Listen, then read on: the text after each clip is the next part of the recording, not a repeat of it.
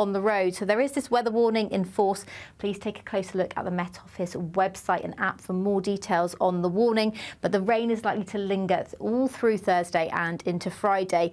The best of the sunshine is going to be across Northern Ireland and Western Scotland, and here temperatures could climb up to 22 degrees. Northwestern areas of England could also see some of those temperatures into the 20s as well, but the east coast still seeing quite a lot of cloud that will drag in further through Thursday evening, with rain persisting across the south. And the story remains pretty similar all the way through Friday and into the weekend, with more wet weather to come in the south and plenty of dry weather in the northwest. That warm feeling inside from Boxed Boilers, sponsors of weather on GB News.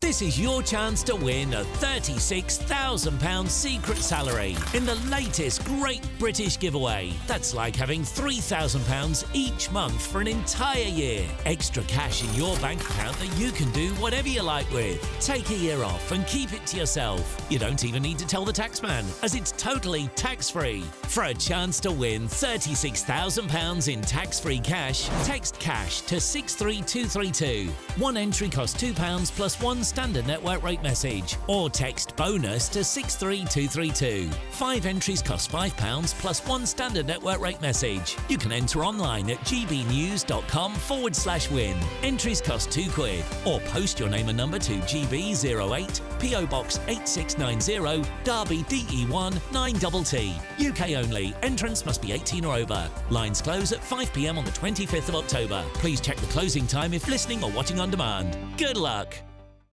Mark Dolan tonight is your weekend dose of news, debate and entertainment. This sounds like a wild conspiracy theory. Don't miss My Big Opinion, Mark Meets, and My Take at 10. Democracy is a funny old thing. And we don't do boring, not on my watch. I just won't have it. Let's go and get another glass of that bubbly. You've earned it. That's Mark Dolan tonight, Saturday and Sunday, 9 to 11, only on GB News, the People's Channel, Britain's news channel. Are the newspapers getting you down? My wife didn't divorce me that month. Struggling to separate the wheat from the chaff? I know that it's a bit of a circus at the best of times. Well, don't worry. Headliners has got you covered. We'll take the burden of reading the day's news, and if we get depressed, who cares? It's an occupational hazard, frankly. That's Headliners on GB News from 11 p.m. till midnight, and the following morning, 5 till 6 a.m. on GB News, the comedy channel. Nah, just kidding. Britain's news channel. It's Patrick Christie's Tonight, and here we do things differently. It's explaining the absolute madness of this, doesn't it? It's explosive. I mean, this is very good. It's lively. 850. Your government sat there short and it did nothing. It's controversial. And the Middle East has been in turmoil since before I was born. It's everything you need to kickstart your evening. Everyone's had their Weetabix tonight. I love to see it. That's Patrick Christie's Tonight, weeknights from 9 p.m. Only on GB News, the People's Channel, Britain's news channel. Join me, Camilla Tominey, for a frank and honest discussion with those in power that cuts through the spin and gets to the heart of the issues shaping our nation. You haven't confirmed that you want to stand as leader, but you haven't ruled it out either. This report basically says that he's not fit to stand trial. Is he indecisive? Incompetent? I deliver the dose of reality Westminster needs. That's the Camilla Tominey Show at 9:30 every Sunday on GB News, the People's Channel, Britain's news channel.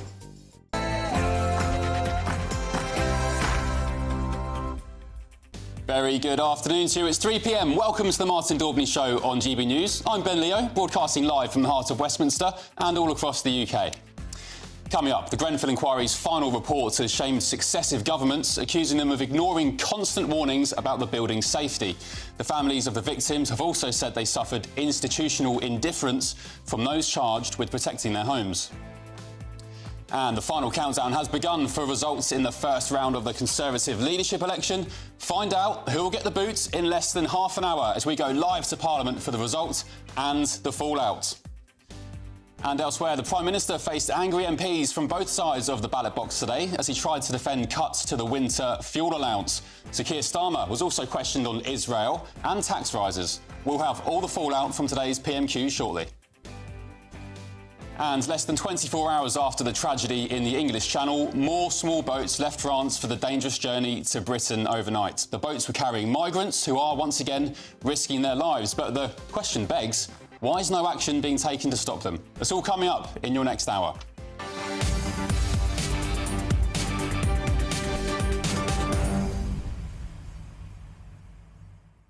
And of course, I want to hear from you at home. gbnews.com/your say. I'm all on my own today. I'm normally presenting with somebody to have a laugh with and present all the latest news with for you. But I'm by myself in Westminster, so I need a bit of company. gbnews.com/your say or GBNews on Twitter. And I'll try and post all your comments and views throughout the next 3 hours. Before we do anything else, Sophia Wensler has your news headlines.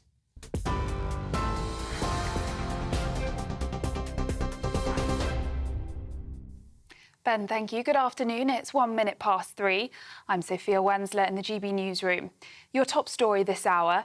Rishi Sunak, now leader of the opposition, has attacked Labour's move to axe the winter fuel allowance for millions of pensioners. He faced off with Sir Keir Starmer at the first Prime Minister's questions since Parliament returned from the summer recess. The Conservative leader accused the Prime Minister of taking money from low-income pensioners and ploughing it into inflation-busting pay rises for union workers. It was his decision, and his decision alone, to award a train driver on £65,000 a pay rise of almost £10,000. And it was also his decision that a pensioner living on just £13,000 will have their winter fuel allowance removed. So can the Prime Minister explain to Britain's low-income pensioners why he has taken money away from them whilst at the same time given more money to highly paid train drivers? However, Prime Minister Sir Keir Starmer defended his decision to cut winter fuel payments, saying it's essential to stabilise the economy. We've had to take tough decisions to stabilise the economy and repair the damage, including targeting winter fuel payments whilst protecting pensioners. 800,000 pensioners are not taking up pension credit. We intend to turn that around. We're going to align housing benefit and pension credit, something the previous government deferred year after year after year. And because of our commitment to the triple lock, pensions are projected to increase by over £1,000 in the next 5 years. Now, the Grenfell Tower fire, which killed 72 people, was the result of decades of failure. That's according to a long-awaited report. Over almost 1,700 pages, the Grenfell report reveals how missed opportunities by the government, building companies, contractors and council staff turned Grenfell into a death trap.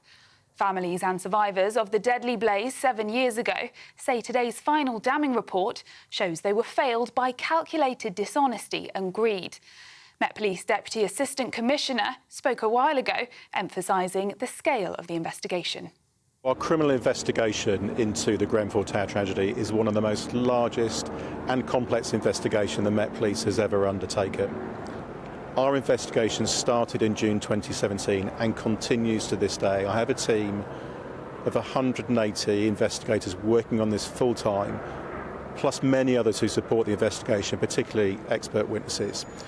It is hugely complex. We've seized over 150 million documents. The interconnectedness of the different companies, the different individuals and their actions is something we need to untangle. Meanwhile, around 70 firefighters are battling a blaze at a tower block in Catford in south-east London. The fire broke out on the 9th and 10th floors, with images showing flames and smoke pouring from the building.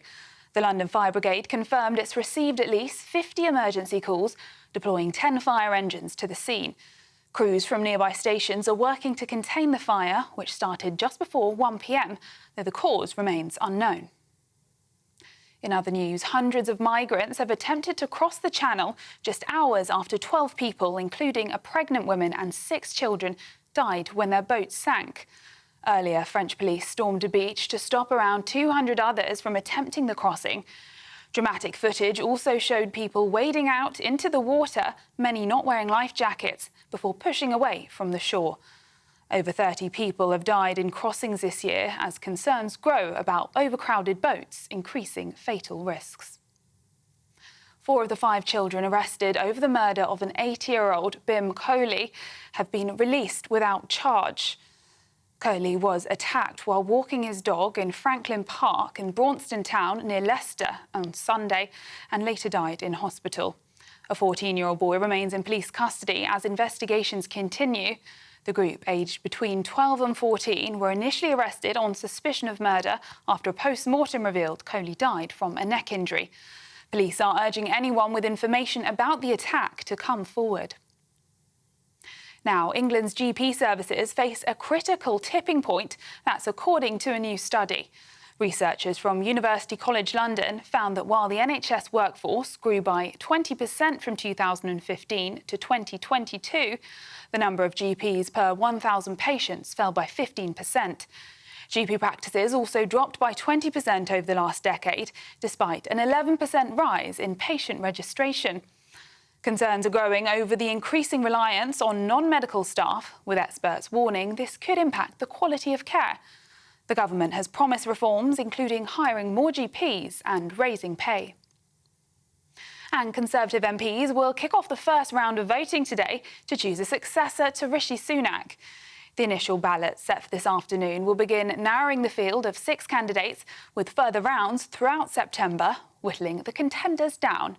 The contenders include James Cleverly, Robert Jenrick, Dame Priti Patel, Tom Tugendhat, Mel Stride and Kemi Badenoch.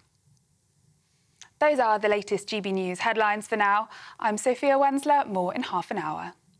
For the very latest GB News direct to your smartphone, sign up to News Alerts by scanning the QR code or go to gbnews.com/alerts.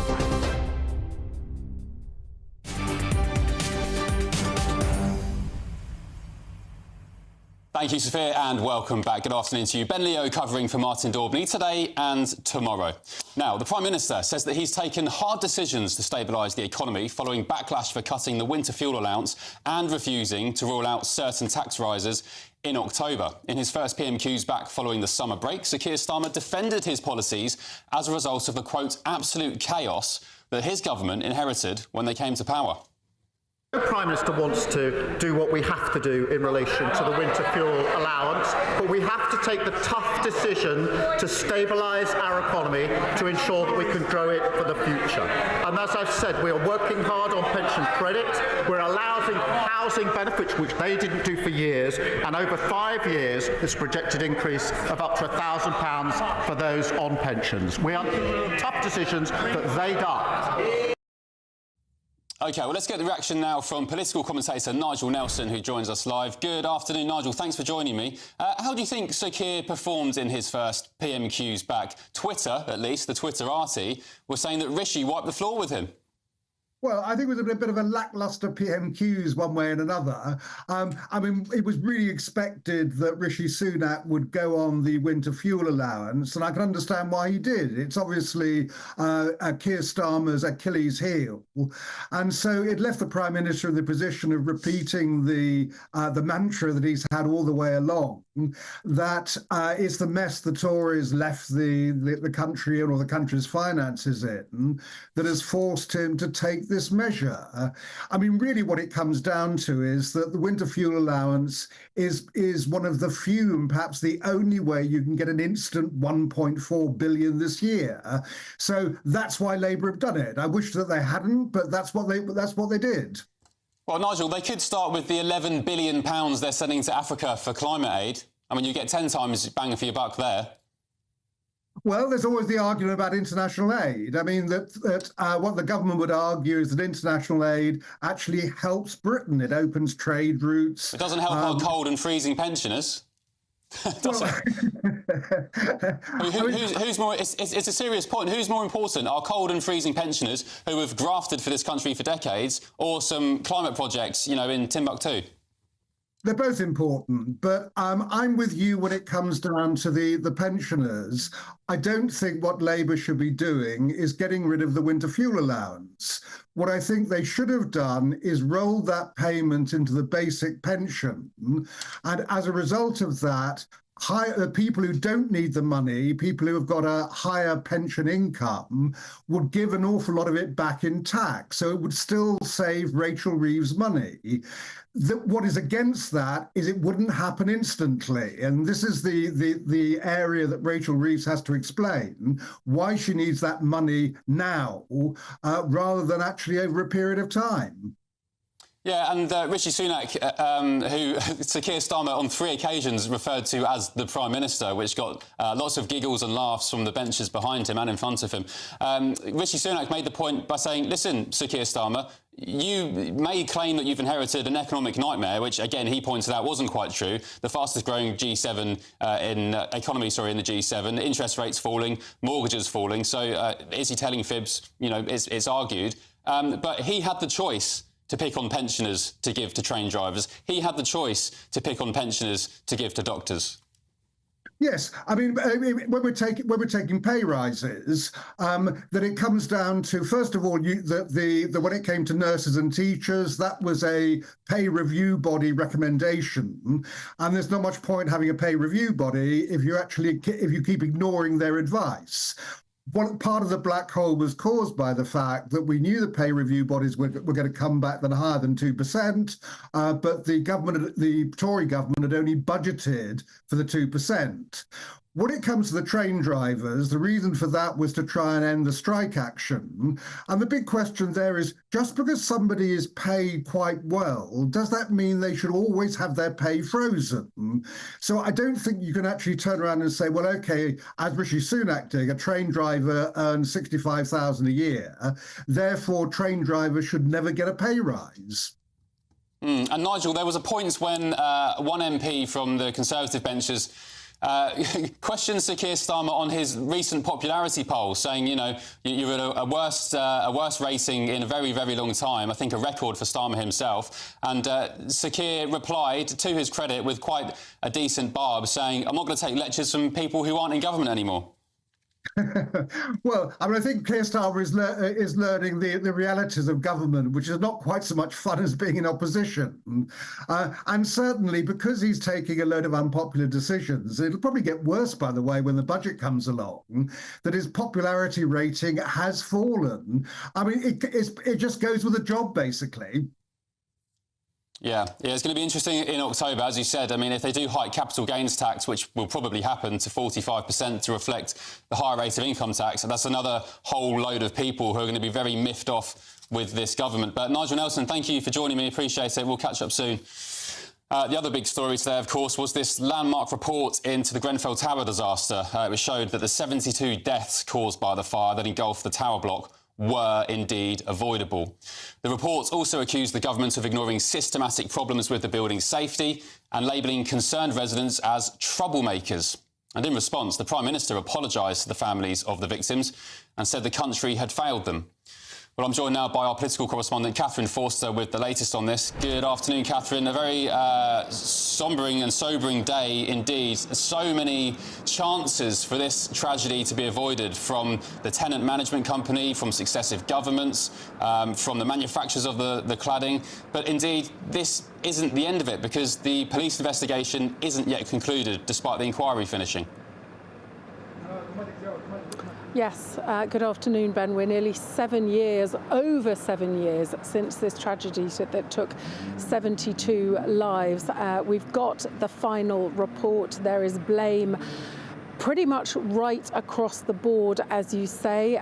The inquiry says that the deaths were avoidable, decades of failure through incompetence and also through dishonesty and greed. Blame for the government, as you say, the local council, the manufacturers, the regulators. The only people really to emerge well from the whole thing seems to be the local community that came together and looked after the survivors and those that had been through this terrible trauma when the state let them down, as it had, in allowing them to live in a building with this dangerous cladding on it. Now, the survivors, the family groups have held a couple of press conferences since the inquiry report was published. The first one said that the inquiry proved what we already know, that these deaths were avoidable. We will never give up fighting for you. There was another press conference with more of the families in the hotel behind me in the last couple of hours, and a lot of them feel that the inquiry hasn't really given them any new information, that what they want is for people to be held accountable for criminal prosecutions, for people to go to jail. Now, I spoke to one of the affected people a little bit earlier. Her name is Melina Vaheb. Her grandmother, she said, was like a mother to her. She'd raised her since she was 2 when her father died. And this grandmother died in the fire when she was in her mid-50s. Let's have a little look at what her granddaughter had to say. And I heard that she passed away forever, so I'm not able to see her anymore. I can say I stepped from 13 to 30 years old straight on one day. And the only thing I want for her, for myself, for my family, just to heal us. And because I promised her, I will show her, I will stay in this board to fight for her justice, so she would be in peace. So she's talking about the trauma, the PTSD that she had, and so many of the survivors, are living with this day after day. And meanwhile, of course, across the country, as we know, there are hundreds of thousands of people still living in high-rise buildings with dangerous cladding that has not been removed. We saw that fire in Dagenham just a couple of weeks ago. This is all taking far, far too long, is the verdict. Now, in terms of the police investigation, Police Chief Stuart Cundy was speaking a little bit earlier. Let's see what he had to say. We are also personally connected and invested in this. Everybody who has been affected, whether they're from Grenfell Tower, and I recognise that others are concerned in other buildings, not just here in London, but elsewhere in the UK. Whilst that is not part of our criminal investigation, we are cognizant that many, many people from different perspectives are looking at our criminal investigation and waiting for justice for those who died. Waiting for justice, as he said. We understand that 19 organisations and 58 individuals are under investigation over the Grenfell fire by the police, but this is all going to take a long time. It'll be late 2026 at the earliest before any criminal procedures begin. In terms of anybody being sent to jail, even longer. So 10 years from this fire, and still ultimately, though lots of blame has been given out, nobody has yet been punished or held accountable. Catherine, thanks very much. Yeah, it really was the most awful of tragedies. I remember the night it happened, I was working in a tower block. I could see something across the horizon, across London, something on fire, and I woke up the next morning. I could never have imagined the tragedy and the horror that followed that. And so many stories, individual stories and anecdotes from that night, the people that died, children, 5-year-old boy, a young lad, and the 999 call handlers, it was revealed in the inquiry, and emergency service staff telling people to stay in their flats as it was burning around them. Our thoughts are with all those victims, everybody who was there that night, and of course all their families who are still alive today. Anyway, coming up, were even more small boats, believe it or not, have attempted to cross the English Channel today, but why is nothing being done to stop them, despite the 12 deaths yesterday? I'm Ben Leo on GB News, Britain's news channel.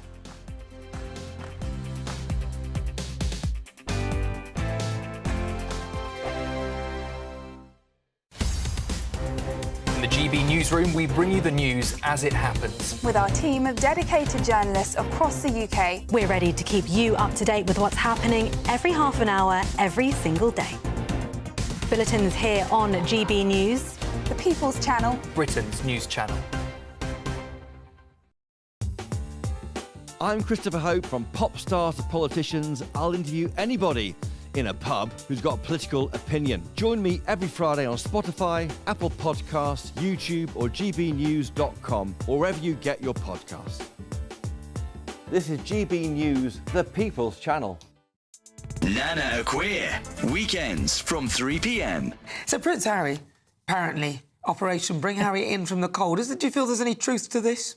Lots of tongues are wagging, Nana.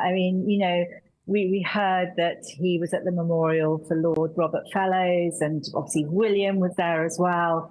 And so there was lots of, everyone going into overdrive. That was in Snettisham, Norfolk the other day. He wasn't going to attend, said the People, a mouthpiece of his. I would have actually thought that maybe a lookalike had turned up. But now we have been led to believe that Harry's been talking to people from friends from his old life. And it's not that he wants to make a permanent move to the UK, so I believe. What I've heard, it's more about his reputation. Well, he wants to have his cake and eat it by the sounds of it. Obviously, no good cake it remains uneaten. We know that the royal family is his currency. Even his late mother, obviously he's almost usurped her memory, and he needs this.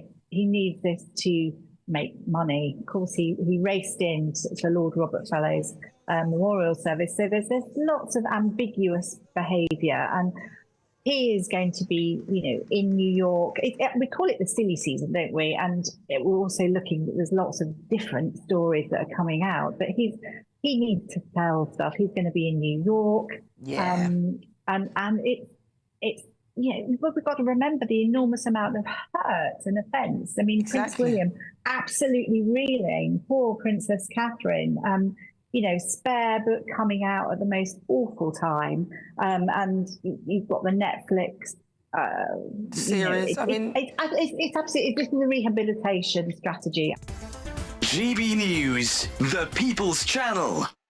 We're proud to be GB News, the People's Channel. And as you know, we always love to hear your views. Now, there's a new way of getting in touch with us at gbnews.com/your say. By commenting, you can be part of a live conversation and join our GB News community. You can even talk to me, Bev Turner, or any of the members of the GB News family.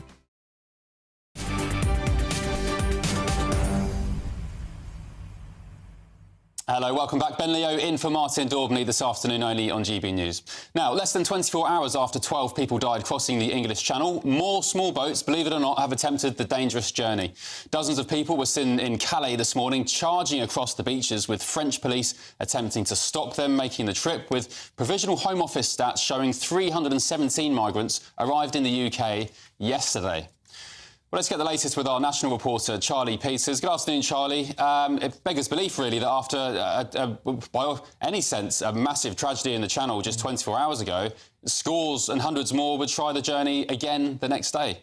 Yes, Ben, at least 100 have made the crossing today, GB News can reveal, in 3 separate boats that have so far made it into UK waters. From there, they are escorted by Border Force vessels, who then bring them towards Dover for processing. So this morning, we saw a dozen or so arrive in one vessel, then another 50, and now some 65 people have arrived, according to our sources on the ground. We're just showing some pictures of a vessel that we think left this morning. I think that vessel has now arrived in Dover. So the one that our cameras captured at about 9 a.m. this morning, that very dramatic footage of people rushing across the beaches. You're seeing the French gendarmerie there chasing, possibly not at the fastest pace possible, across the beach towards a boat. But that was already in the water, and that's a concern for the authorities. They want to disrupt the process before those small boats enter the water, because once they're in, there is a security restriction on their actions. They have a militarised coastline in the northern France. They have UAV drones, they have night vision goggles, scores of gendarmerie officers scanning the area. But we did see one of those boats making it out. More footage now also showing people chasing on after the boat had already left. This has been an additional risk to the safety of people crossing, because while many dozens pay for those individual trips on heavily laden dinghies, additional people often run forward once it's in the water and try and make it on the vessel without paying the fee. That could have led to the disaster we saw yesterday.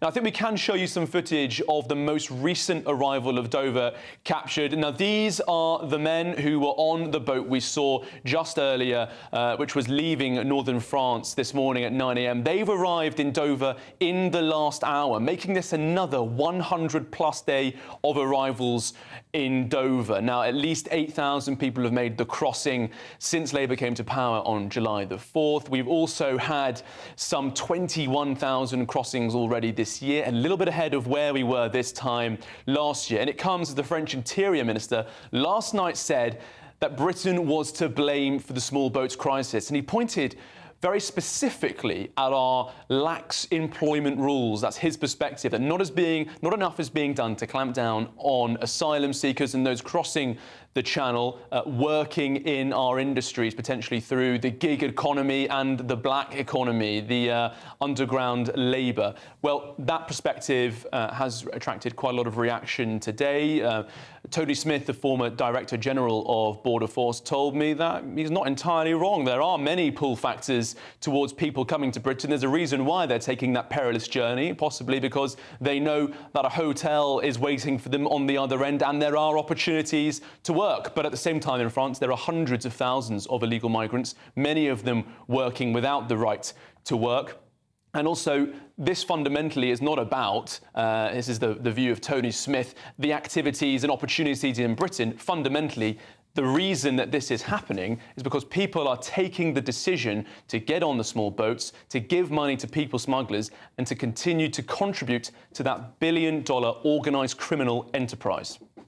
Charlie, excuse me for being perhaps maybe a bit naive, but I've seen footage before, as you've just alluded to, of the French police knifing these dinghies and popping them before they launch into the English Channel. Why can't we just send over hordes of Border Force staff, police officers to patrol the biggest points in France, Dunkirk, Calais and so on, to do exactly that en masse? Why are we sending France £500 million a year for, frankly, a job they're not doing very well? Well, it's £500 million a year. We pay about a third into that operation led by the gendarmerie. So they say that they stop some 60 to 70% of launchings. And as you said, Ben, there's plenty of footage of the French police intercepting and disrupting these operations at the shore, specifically, as you said, by slashing the dinghies with their knives. Now, the organised criminal gangs behind the people smuggling operations, as I said, it's a billion-dollar industry. They're not amateurs. They've adapted to the attempts to disrupt them. A lot of them have moved their craft further down the coast to Boulogne-sur-Mer. That's where the disaster happened yesterday, further away from the concentration of assets in Dunkirk and Calais, which is further north. So it's getting a bit harder for them to deal with it. Also, we've heard compelling reports of migrants now launching their boats and the gangs launching their boats in canals further inland. So the French authorities aren't getting a sight of them until it's too late. They're already in the water and they no longer have the freedom to disrupt those efforts. But GB News sources did tell us this morning that there are 3,000 migrants waiting on the coast, preparing for more crossings. This has been a relatively quiet month in the last 30 days or so. August had choppy weather, poor conditions for crossing, but now 3,000 people reportedly preparing to cross. Oh, very good. Good news. Thanks for that bombshell at the end, Charlie. Excellent. Look forward to it. 3,000 people. OK, well, look, we're going to move on to the bombshell news of the afternoon, because the first round of results of the Conservative leadership contest will be announced with one of the candidates guaranteed to be eliminated, apprentice style. Let's speak to our political correspondent, Olivia Utley, who's inside Westminster Palace. Olivia, what's the latest? Excitement's building.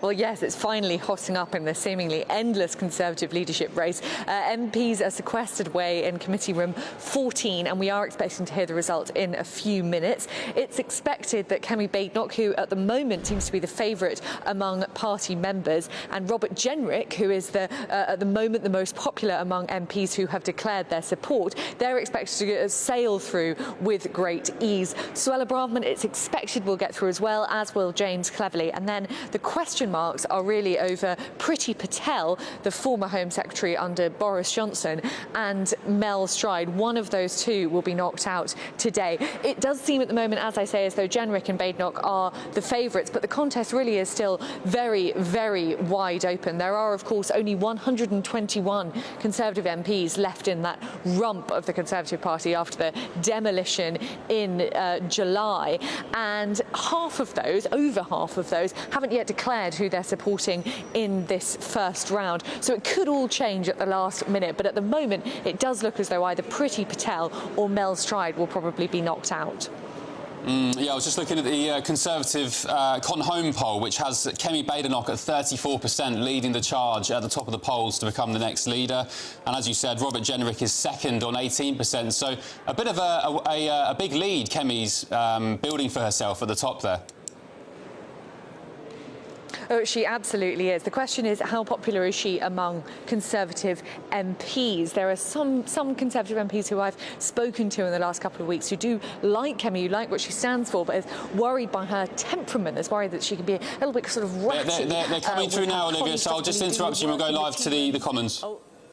22 Committee in the leadership contest do hereby declare the results of the first ballot as follows. And I'll read the results in alphabetical order. Kemi Badenoch, 22 votes. James Cleverly, 21 votes. Robert Jenrick, 28 votes. Priti Patel, 14 votes. Mel Stride, 16 votes. And Tom Tugendhat, 17 votes. So as a result of the ballot,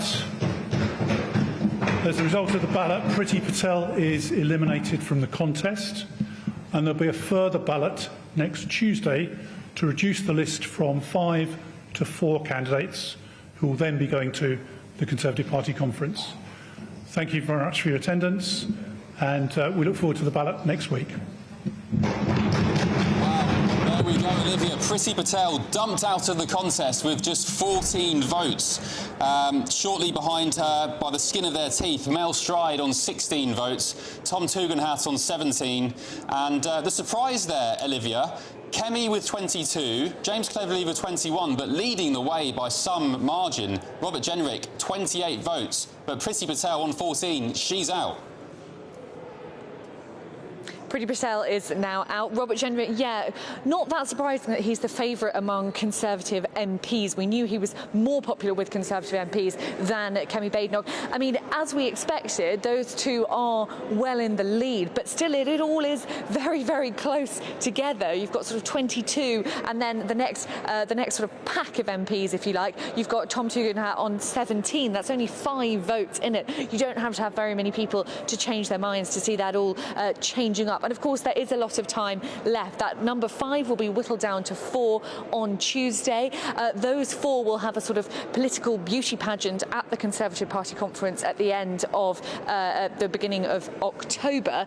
Then after that, we're going to see 2 weeks for Conservative members to mull over what they make of it. Conservative MPs too. The MPs will narrow it down to just 2 by the middle of October, and Conservative members will vote by the end of October. We can expect to see a result on November the 1st. At the moment, it does look as though Robert Jenrick and Kemi Badenoch will be the 2 who make it to that ballot paper. But as I say, with so few MPs, and we're talking about such small numbers here, such very fine margins, it could all be shaken up at the last minute. Thank you, Olivia.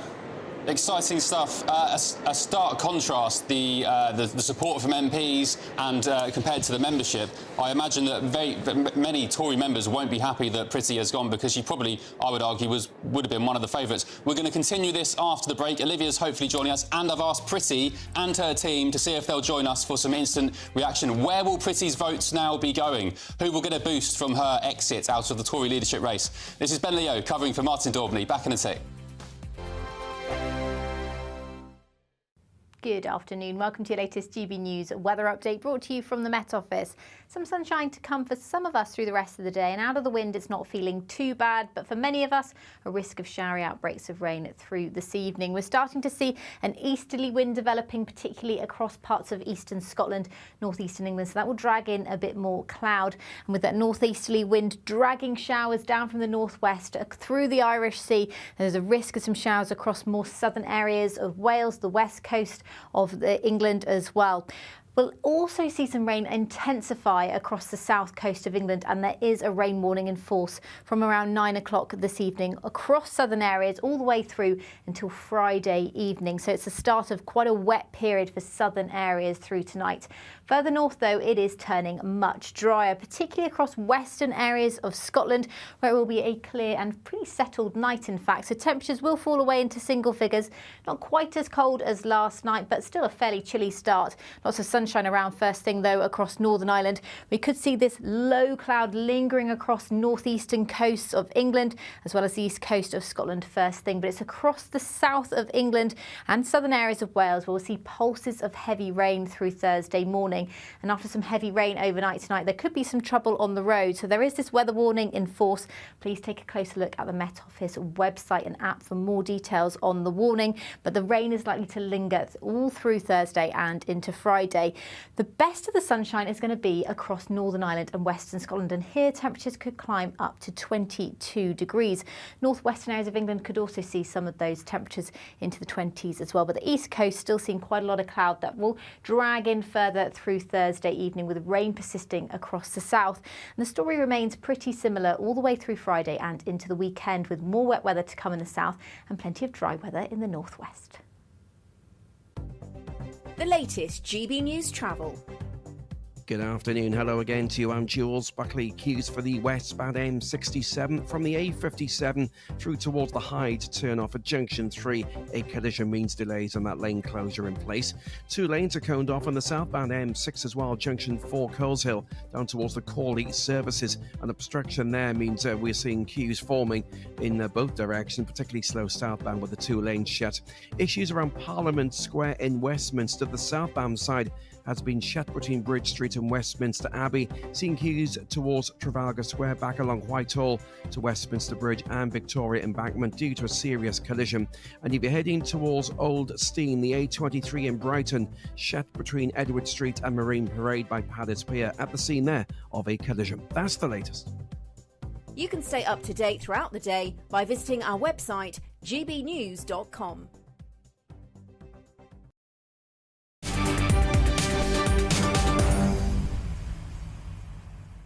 Welcome back. Ben Leo with you in for Martin Daubney this afternoon on GB News. And the bombshell breaking news in the last 5 minutes. Priti Patel has been dumped out of the Tory leadership contest in the first round of the vote. She was one of 6 contenders, of course, to take up the mantle from Rishi Sunak. She's out. She only got 14 votes. And at the other end of the scale, Robert Jenrick leading the way with 28 votes. All very tight, it has to be said. But lots of you asking now, what next for Priti Patel? Somebody said, is she going to join Reform? Will Priti Patel join Reform now she has no future in the Conservative Party? Adrian, you said Priti needs to go. The old Boris government that did nothing about illegal migration. John, you said the right of the party are going to be getting ousted, so One Nation contestants get to put forward their agenda. Dave Biggs, you said Priti had my vote. Back to the safe Liberal ways of the old Tory party then. William, good afternoon, William. You said Jenrick is the best choice. And Kez, good afternoon to you. You said the Tory party have learned absolutely nothing from being a failed party. They have just eliminated probably the best of the bunch to be their leader. I am endeavouring to get Priti on the show, perhaps, or some of her team to get her reaction from that. I want to know what's up for her next, what her plans are, and also where will those 14 votes go from Priti to whoever else. Maybe let's ask Olivia Utley, who's back in Westminster for us now. Olivia, where might Priti's supporting MPs now lend their loyalties? I'm not hearing them. Oh, back to me for just a sec whilst we try and get Olivia's comms sorted. So just to reiterate the results then from the Tory leadership first round of voting, in first place, by quite some margin, Robert Jenrick, 28 votes. Then it was Kemi Badenoch, 22 votes. James Cleverly, the Shadow Home Secretary, 21 votes.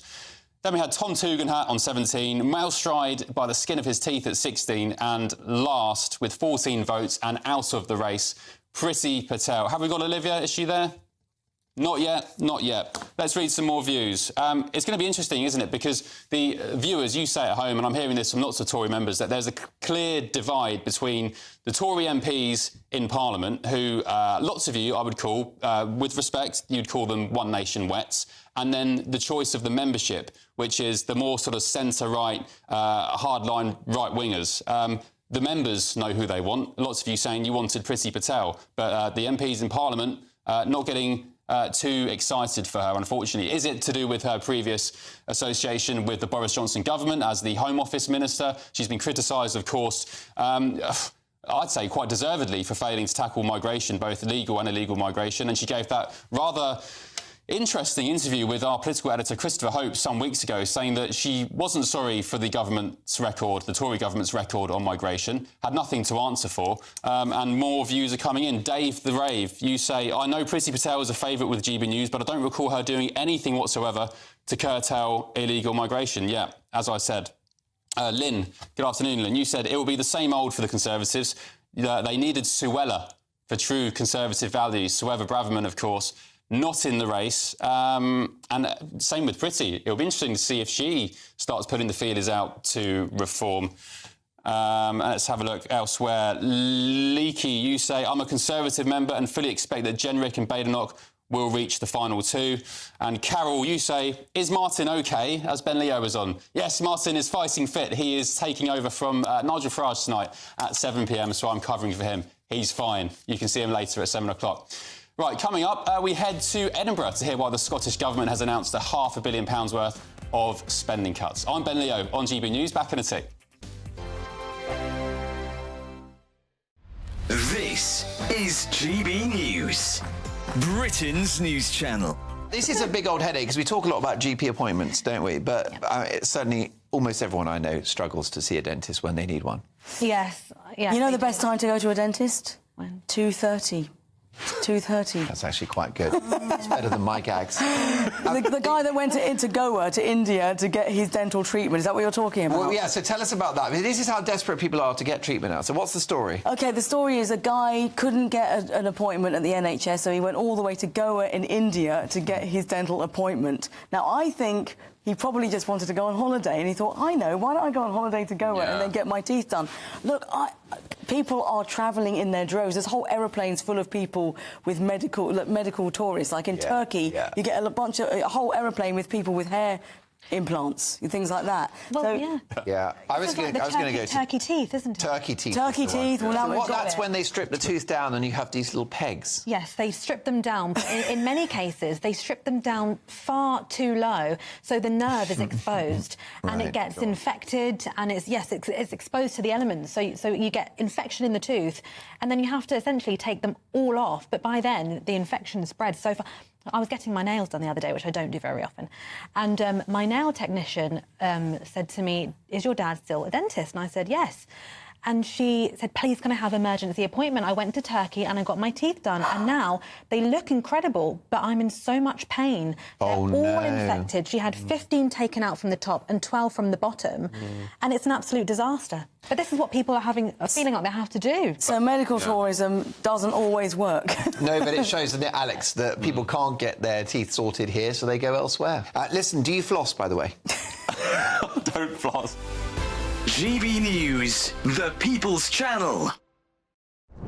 I'm Christopher Hope. And I'm Gloria Di Piero, bringing you PMQs live here on GB News. Whenever Parliament is in session on a Wednesday at midday, we'll bring you live coverage of Prime Minister's questions. We'll be asking our viewers and listeners to submit the questions that they would like to put to the Prime Minister, and we'll put that to our panel of top politicians in our Westminster studio. That's PMQs live here on GB News, Britain's news channel. Join me, Camilla Tominey, for a frank and honest discussion with those in power that cuts through the spin and gets to the heart of the issues shaping our nation. You haven't confirmed that you want to stand as leader, but you haven't ruled it out either. This report basically says that he's not fit to stand trial. Is he indecisive? Incompetent? I deliver the dose of reality Westminster needs. That's the Camilla Tominey Show at 9:30 every Sunday on GB News, the People's Channel, Britain's news channel.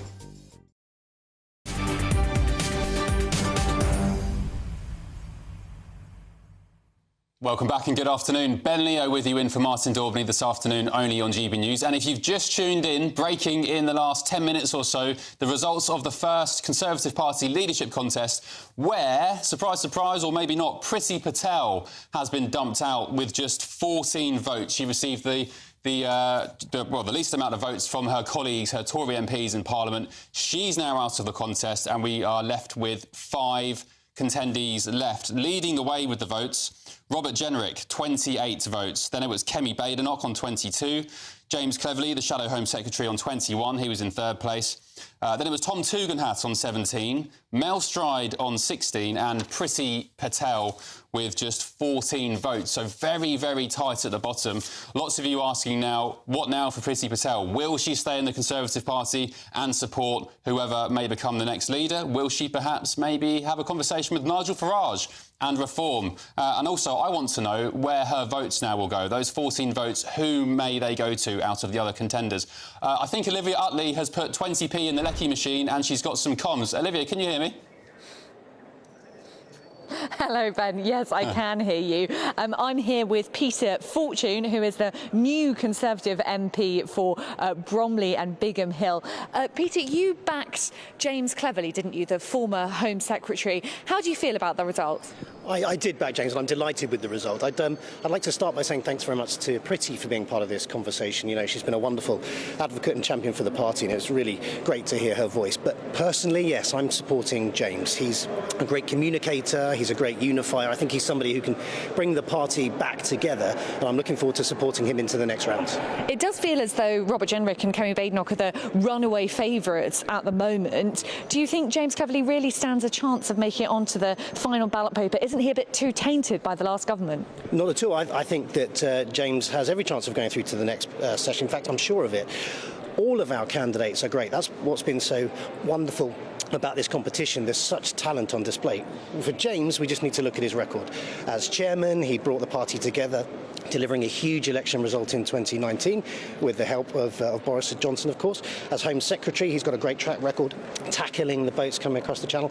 And as Foreign Secretary, he was front centre tackling some of the really difficult issues that are in the world today. So he's got huge amounts of experience that he can bring forward to the next round. You say he was tackling the small boats issue, but if we look at the numbers, small boats crossings didn't really go down under the years of Rishi Sunak's governance, and actually Robert Jenrick resigned from Rishi Sunak's governance because he didn't think that Rishi Sunak was going far enough. The members of the Conservative Party are deeply concerned about illegal migration. Can James Cleverly really be trusted on that issue? They're right to be concerned about illegal migration, and James was tackling that. He had a plan to tackle that, and it's actually the Labour Party that we're seeing now that are dismantling that. That's why James' experience is so important, and why we need him as the next leader of the Conservative Party and to become the Prime Minister, so he can finish the work that he started as Home Secretary. Thank you very much.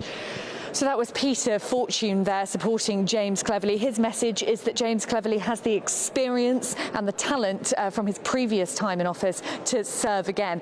It does look at the moment as though Kemi Badenoch and Robert Jenrick are the favourites, both among Conservative MPs and in the wider party. But as I say, we're looking at a really small group of Conservative MPs who are voting, and so the numbers are very, very close indeed. In fact, James Cleverly was only 1 vote in this round behind Kemi Badenoch. What will happen to Priti Patel's votes is the next big question. She had 14 votes.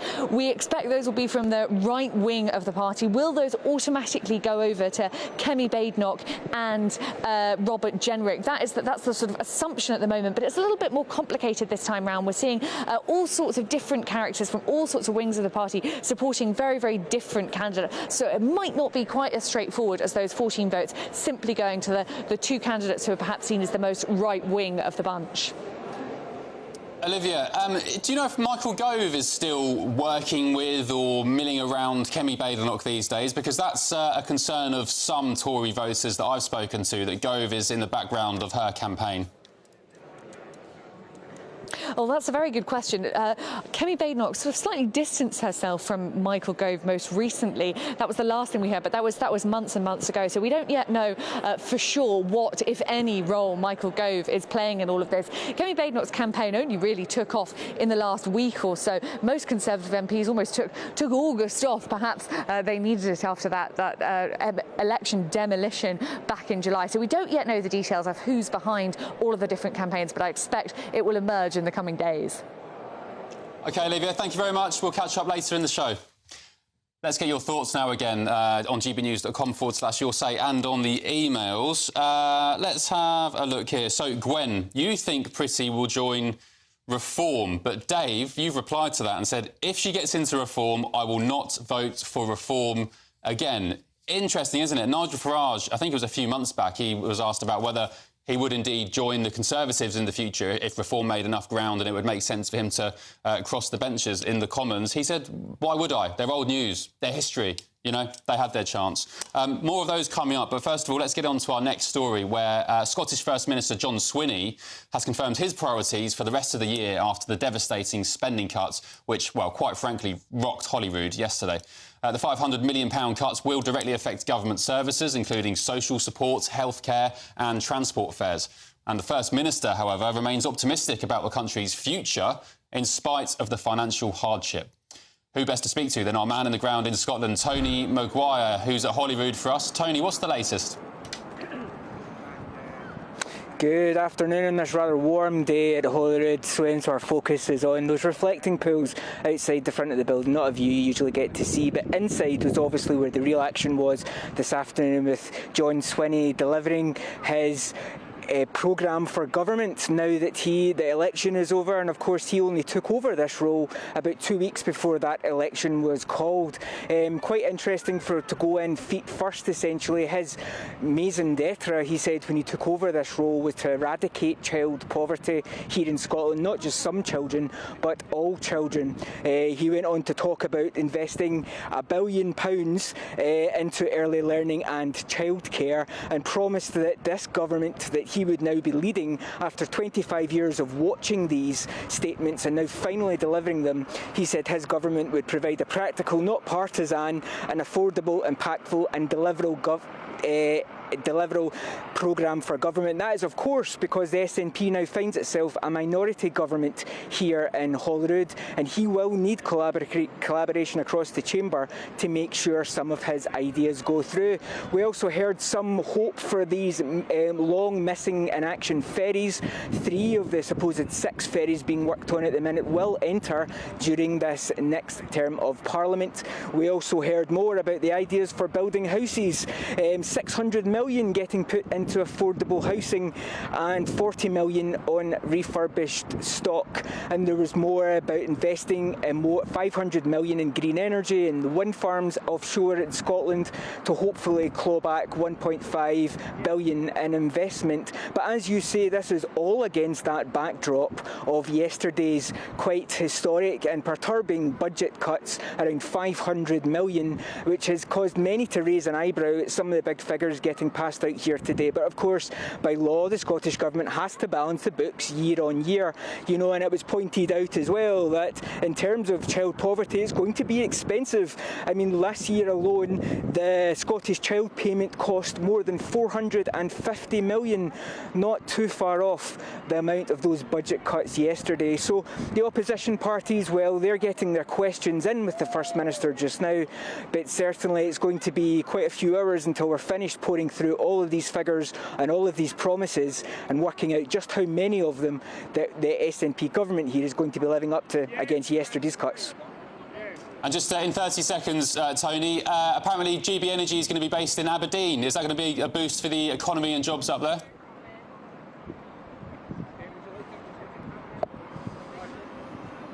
Oh, you with me, Tony? Can you hear me? No, we'll come off. Yeah, to do with the £500 million cut to public services in Scotland is a tragedy. I've got family in Scotland. I love the Scottish people, even though they tend to hate England supporters half the time. And let me tell you, in the most polite and respectful way possible, Scotland does not need £500 million cut from their budget, the services, drugs death capital of Europe. The NHS is failing, of course, as well. I wouldn't say they need more money, not up to me, of course, but they definitely don't need £500 million being swiped from them just like that. Stick with me on Martin Daubney Show this afternoon. I'm covering, Martin's in at 7. We're going to get more from the Grenfell inquiry and, of course, the Tory leadership race. Priti Patel is out. There were 5 left. Back in a tick.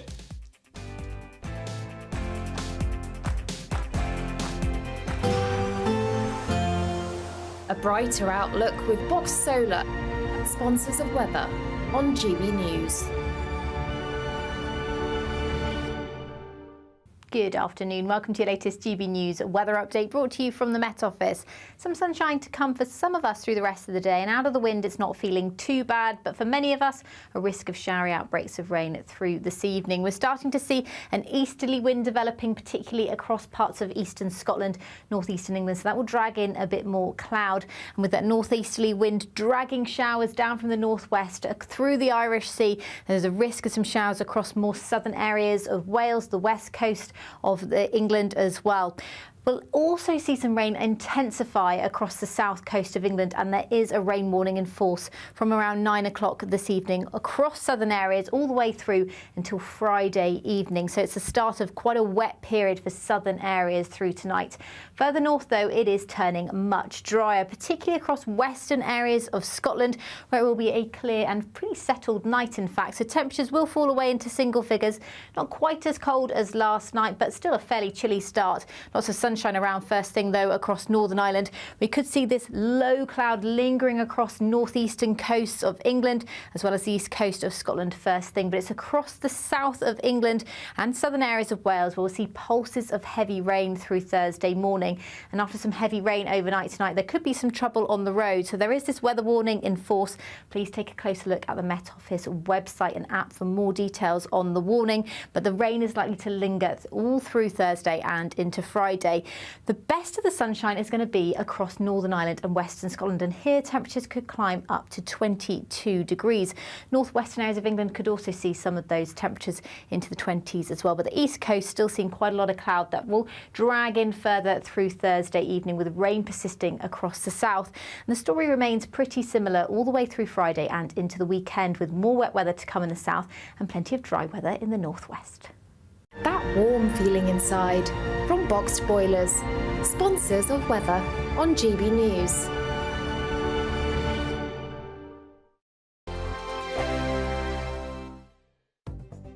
The latest GB News travel. Hello again, good afternoon to you. I'm Jules Buckley. Let's go to Edinburgh firstly. The southbound M90 is part blocked. There's a breakdown around the A90. The Scotstoun turn-off are causing delays. Westminster Parliament Square in London, the southbound side. Now it's still closed between Bridge Street and Westminster Abbey. A serious collision means queues to Trafalgar Square, back along a Westminster Bridge and Victoria Embankment, and from Great George Street and Victoria Street as well, really slow around Parliament Square. Now the A23 in Brighton, that's the old Steen Road, is closed off from Edward Street up towards Palace Pier and queuing. There's a field spillage and a collision being dealt with. And in Hampshire, the northbound M271, emergency repairs around the M27 Junction 3 turn-off for Southampton Docks, causing about 10 minutes worth of delays. That's the latest. You can stay up to date throughout the day by visiting our website, gbnews.com. How would you like an extra £3,000 in your bank account each month for an entire year? Well, it could be yours with our £36,000 secret salary to be won. You'll get £36,000 in cash to do whatever you like with over the coming year. And the best news? It's totally tax-free, which means you'll get every penny to spend. For a chance to win £36,000 in tax-free cash, text CASH to 63232. One entry costs £2 plus one standard network rate message, or text BONUS to 63232. 5 entries cost £5 plus one standard network rate message. You can enter online at gbnews.com/win. Entries cost £2, or post your name and number to GB08 PO Box 8690 Derby DE1 9TT. UK only. Entrance must be 18 or over. Lines close at 5 p.m. on the 25th of October. Please check the closing time if listening or watching on demand. Good luck. Tune in to Friday Night Live with me, Mark Dolan. GB News royalty with your perfect start to the weekend. Lucky us! Feisty and fearless guests. Well, I'm a normal person, so ask me. Honest opinions. That raises more questions than a Gary Barlow tax return. And a few surprises along the way. Might be cold in the studio. That is Friday Night Live with me, Mark Dolan. 8 to 9, only on GB News, the People's Channel, Britain's news channel.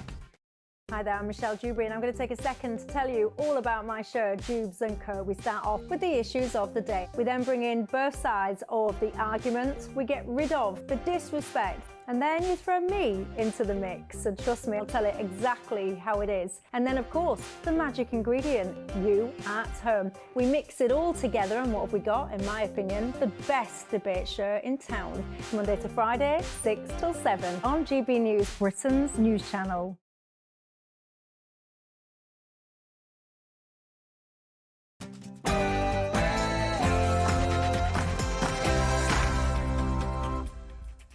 Very good afternoon to you. Hope you're well. It's 4 p.m. Welcome to the Martin Daubney Show on GB News. I'm Ben Leo, of course, broadcasting live from the heart of Westminster and all across the United Kingdom.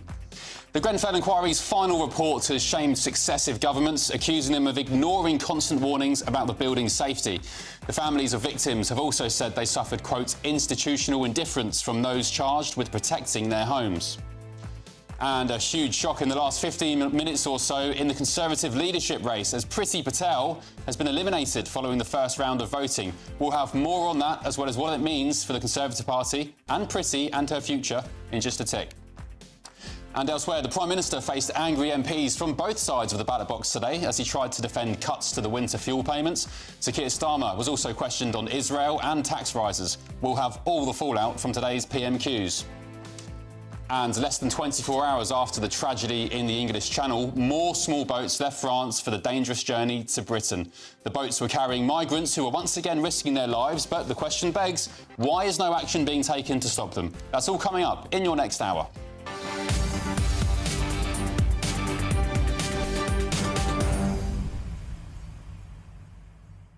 So there we have it. Then there were 5. Priti Patel, the former Home Secretary under Boris Johnson, is out of the Tory leadership race. You've certainly been telling me what you think about that on gbnews.com/your say. Keep those views coming in. I'm going to read them out shortly after your news headlines with Sophia Wensler.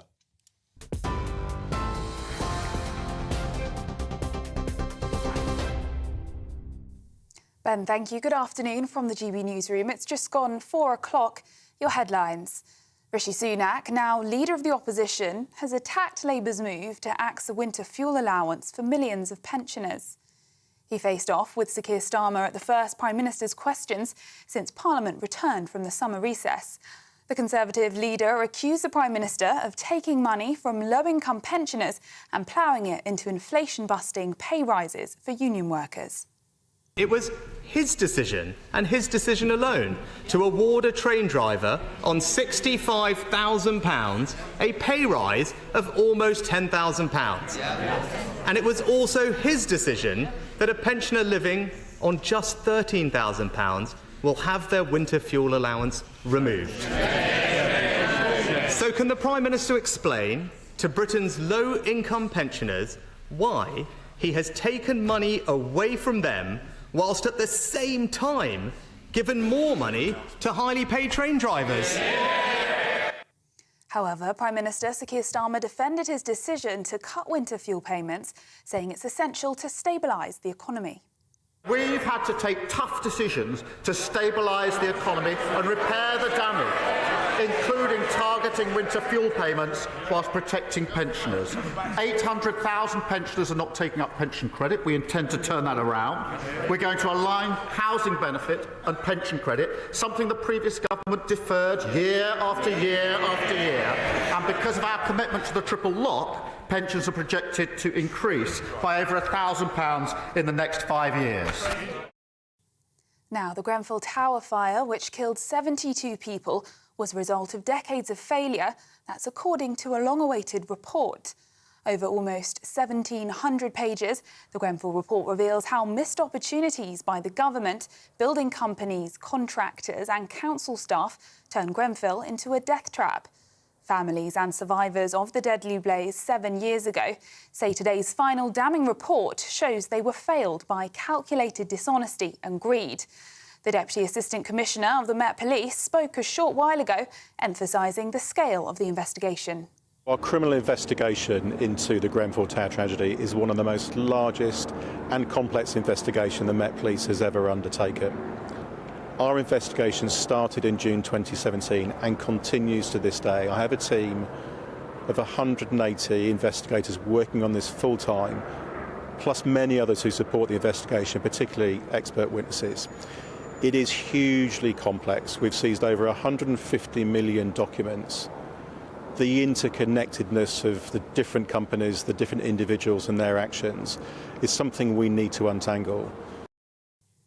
Meanwhile, a tower block blaze in Catford in south-east London is now under control. The fire broke out on the 9th and 10th floors, with images showing flames and smoke pouring from the building.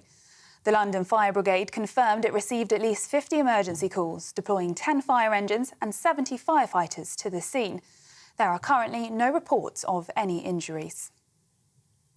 In other news, hundreds of migrants have attempted to cross the Channel just hours after 12 people, including a pregnant woman and 6 children, died when their boat sank. Earlier, French police stormed a beach to stop around 200 others from attempting the crossing. Dramatic footage also showed people wading out into the water, many not wearing life jackets, before pushing away from the shore. Over 30 people have died in crossings this year as concerns grow about overcrowded boats increasing fatal risks. 4 out of 5 children arrested over the murder of 8-year-old Bim Coley have been released without charge. Coley was attacked while walking his dog in Franklin Park in Brownstone Town near Leicester. That's on Sunday, and he later died in hospital. A 14-year-old boy remains in police custody as investigations continue. The group, aged between 12 and 14, were initially arrested on suspicion of murder after a post-mortem revealed Coley died from a neck injury. Police are urging anyone with information about the attack to come forward. And Priti Patel has become the first Tory MP to be voted out of the party's leadership contest, with only 14 votes from 121 Tory MPs. Meanwhile, Robert Jenrick came top of the ballot with 28 votes. MPs cast their opening votes this afternoon, reducing the number of candidates from 6 to 5. The contenders now include James Cleverly, Robert Jenrick, Tom Tugendhat, Mel Stride and Kemi Badenoch. Those are the latest GB News headlines for now. I'm Sophia Wensler, more in half an hour. For the very latest GB News direct to your smartphone, sign up to News Alerts by scanning the QR code or go to gbnews.com/alerts.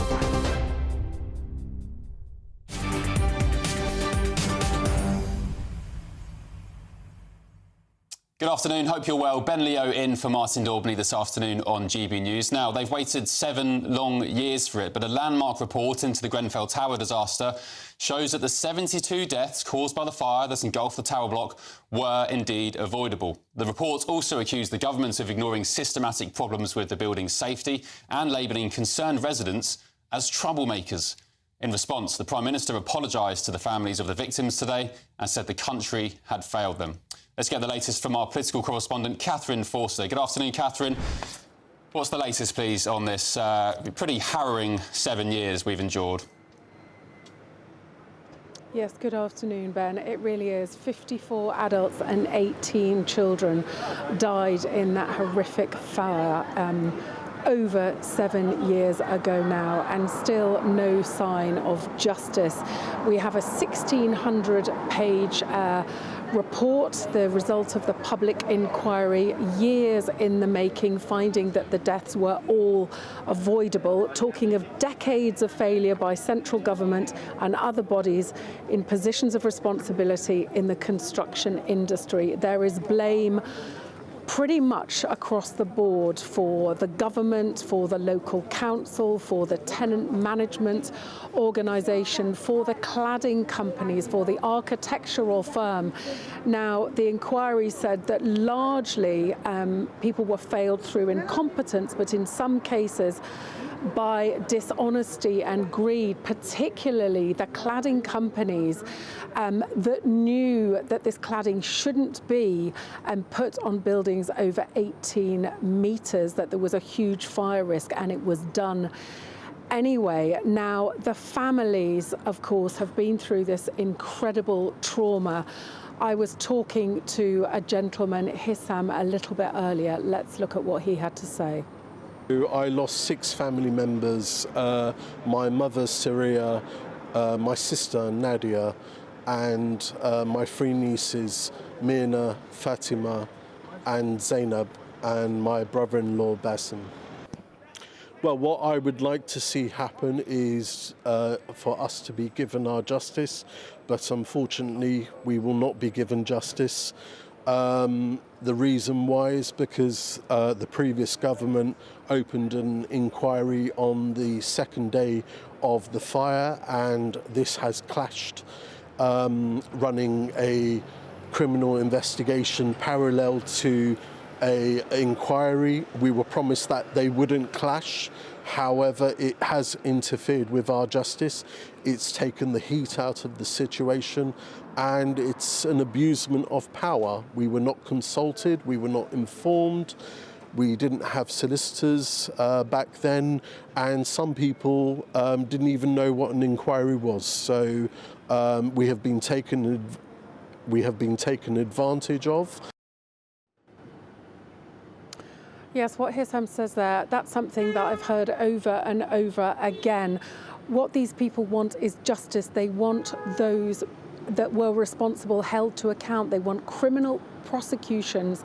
They want people, frankly, in jail. Now, the police are investigating, but it's going to take a very, very long time. We're looking at potentially 2027 before any criminal prosecutions and anybody potentially goes to jail for this, if indeed they ever do. Catherine Forster, thank you very much. The wait goes on for those poor families, and I said in the last hour, our thoughts are with them all. Now, moving on to the Conservative leadership election, where Priti Patel, in the last 20 minutes or so, has been eliminated after the first round of voting. She is out. Ex-Immigration Minister Robert Jenrick finished first with 28 votes, followed by the members' favourite, Kemi Badenoch, on 22. Priti Patel, the former Home Secretary under Boris Johnson, managed only 14. Let's speak to our political correspondent, Olivia Utley, for some reaction to that result. Olivia. Hello. Yes, as expected, Kemi Badenoch and Robert Jenrick have come out in first and second place. But the result was very, very mixed indeed. Almost all the 121 MPs voted, 118 altogether, and not a single one of them managed to get more than a quarter of the vote. So it does feel as though the race is all still wide open. I'm here with John Lamont, who is the Shadow Secretary of State for Scotland. John, you were backing Robert Jenrick. You must be pleased with the result, but is it a little bit concerning that even he hasn't managed to get a quarter of the vote? I'm very, very pleased with Rob's result coming top. Exceeded our expectations, and it shows that the momentum is growing behind Rob. I was very impressed with how much activity, how much campaigning he was doing during the summer months, speaking to colleagues and association party members the length and breadth of the country. That was one of the reasons why I was backing Rob, just enthusiasm, his drive, his energy to bring the Conservative Party together and get us back into winning ways. And hopefully other colleagues now, having seen the result, Rob coming top, will now get in behind Rob and back him on Tuesday as well. Robert Jenrick is coming in first place among Conservative MPs, but among Conservative Party members, he's polling in second place, and he only seems to have about 17% of their vote, about half of what Kemi Badenoch has.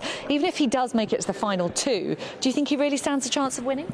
Well, I do think he's got a good chance of winning. I mean, clearly the one poll that matters will be the poll of the party members of the final two. The objective of the campaign just now is to make sure that Rob gets into that final two, and that's obviously a decision of the party MPs, the Conservative MPs here at Westminster. But Rob's got many unique qualities. I've already spoken about his drive and determination, but he's also unifies, bringing MPs from the right and the left of the party together. He's got a clear plan on immigration, on how to reform public services. That's going to bring us all together, which I think is one of the biggest criticisms we had before the last election, was we were a divided party. And he has this unique capacity, I think, in terms of this contest, to bring the party together and make us an election-winning machine again. And what exactly is that clear plan for immigration? Well, he's been very clear about his the possibility of leaving ECHR if that is required. I mean, it's very clear from what happened in the last Parliament with our Rwanda bill. The courts and that particular treaty was getting in the way of our ability as a country to set our own immigration policy, and clearly that's the responsibility of the new government. It's very clear that they are already failing by many measures in this area too. So it's up to us as the Conservative Party to put forward a credible plan to ensure that we have a clear policy that deals with both illegal immigration and on also legal migration, to ensure that it is done in a controlled and managed way, and I think Rob's got that plan. Thank you very much. That was John Lamont, the Shadow Secretary of State for Scotland, supporting Robert Jenrick. The line from Robert Jenrick seemed very, very happy with coming in first place. Don't seem to be too concerned about that share of the vote being so split over all of the candidates, really. He is hopeful that Robert Jenrick will make it onto the final ballot paper. If he does get there, the question is, can he then win among members? The Conservative membership is known to be relatively fickle. They can change their minds quite easily. So even though Kemi Badenoch is in first place at the moment, all of that could change. We've still got quite a lot of weeks left of this contest. Indeed. Has Robert Jenrick got the X factor? Is he a man you can look at and say he's going to be the next Prime Minister? And to all of them, in fact. Mel Stride, James Cleverly, so on and so on. I've just spoken to sources close to Priti Patel's camp. They say Priti's team are shocked and they're stunned at the result of being dumped out in the first round. And they suggested that there was some strategic voting going on, that people who would have, MPs, who would have voted for, say, Kemi Badenoch or James Cleverly, would have voted for other people to ensure that Priti was dumped out the race. I don't know if that's true or not. Those are the whispers coming out from the Commons. You guys at home, gbnews.com/your say, you have been absolutely on it with this. A mixed bag, I must say. Three-card brag. You said Priti Patel out. Couldn't even beat the also-rans, Mel Stride and Tom Tugendhat. Doesn't surprise me. She's always talked a good right-wing story, but never delivered on anything. Political mess, you say. The problem the Tories have isn't the leader, it's the party. They are mostly Remainers. The fact will always cause more infighting. They need to go, but then that leaves no one. So in reality, the Tories are finished. Not sure they'd agree with you there. David says, hi, Ben. The only true blue Tory on the leadership list was Priti Patel. This vote says everything we need to know about the present state of the Conservative Party. Shambolic. I'm done with this Tory party. Andy, you say, what's that, Ben? The Liberal Party, pretending to be Conservative, have kicked out Patel. Yawn. And AP, you say, Ben, it might just be me, but is the Tory leadership contest a bit like plucking ear hairs until the most irritating one remains? Oh, AP, that's cruel. And plenty more coming in as well. As I said, I've just spoken to some people close to Priti's team who said that they are shocked and stunned that she was dumped out in the first round of this leadership contest. They thought she had much more to offer in the campaign. She would have certainly done well with members, and if polls are to be believed, she was probably one of the favourites amongst members. I think there was a Conservative Home poll done over the past 24 hours, which put Kemi Badenoch in the lead alongside Robert Jenrick, but Priti was up there as well. And that's it. And then there were 5. Priti's out. Remains to be seen. What will Priti do now? Will she go to reform? Will she be speaking to her old pal, Nigel Farage? And where will her votes be going? Right, coming up, even more small boats have attempted to cross the English Channel today. 8,000, of course, since Labour took power, and more than 20,000 since the start of the year. Can you believe it? And our very own Charlie Peters, by the way, if you tuned in the last hour, he revealed that 3,000 people are currently waiting in France right now to make the crossing to Britain. When will it all end? Who knows? I'm Ben Leo on GB News, Britain's news channel.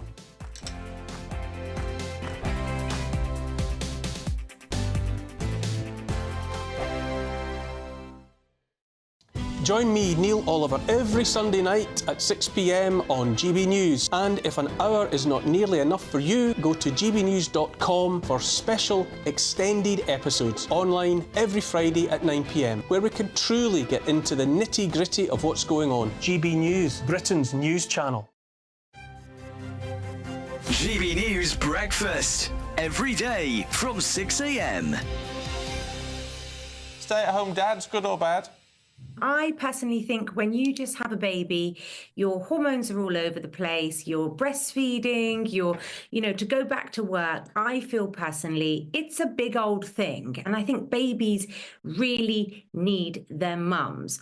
On the other side, if a stay-at-home dad was a stay-at-home dad for years, I would also say, well, come on now, the children are in school. What's the issue? Why can't you go back to work? It's really interesting because my husband's been a stay-at-home dad for 6 months and is working part-time. We both work part-time now.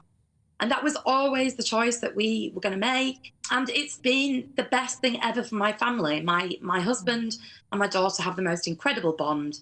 He's much more practical, playful, and a better problem solver than me. I mean, the problem I see, Annette, with all of this is that you do get a lot of women who say, we don't want the stereotype. We don't like the stereotypes. And when men say, well, actually, I want to be the parent staying at home and looking after the child, it's frowned upon. So you can't have it both ways. I wouldn't say that's a long-term stay-at-home dad. And also, we're talking about actually dads should look after their children, and we shouldn't be praising them and say, oh, they're underappreciated for changing a nappy. That's their duty. I think it takes real guts as a man to decide that you're going to give up those things that society deems so highly, even if it's for a short time. Why is it then, Annette, that you say dads should go back to work? I read an article about a dad who was a stay-at-home dad for 15 years, pursuing his hobbies and fitness and all that. Now, I just don't think that's fair. GB News, the People's Channel. Join me, Nana Akwe, for an informative, interactive news programme with a difference. It's fun. No, he didn't say that, though. I'm so surprised. I think there's an element of truth to that. Join me from 3 p.m. every weekend, only on GB News, Britain's news channel. Every Saturday, 10 till 12, we'll bring you all of the news that you need to know. We'll also remind you that there is so much to smile about. It's my favourite time of the week. I get to relax, enjoy some light-hearted stories, and let Ellie teach me about fashion too. That's Saturday Morning Live, every Saturday, 10 till 12. Only on GB News, Britain's news channel.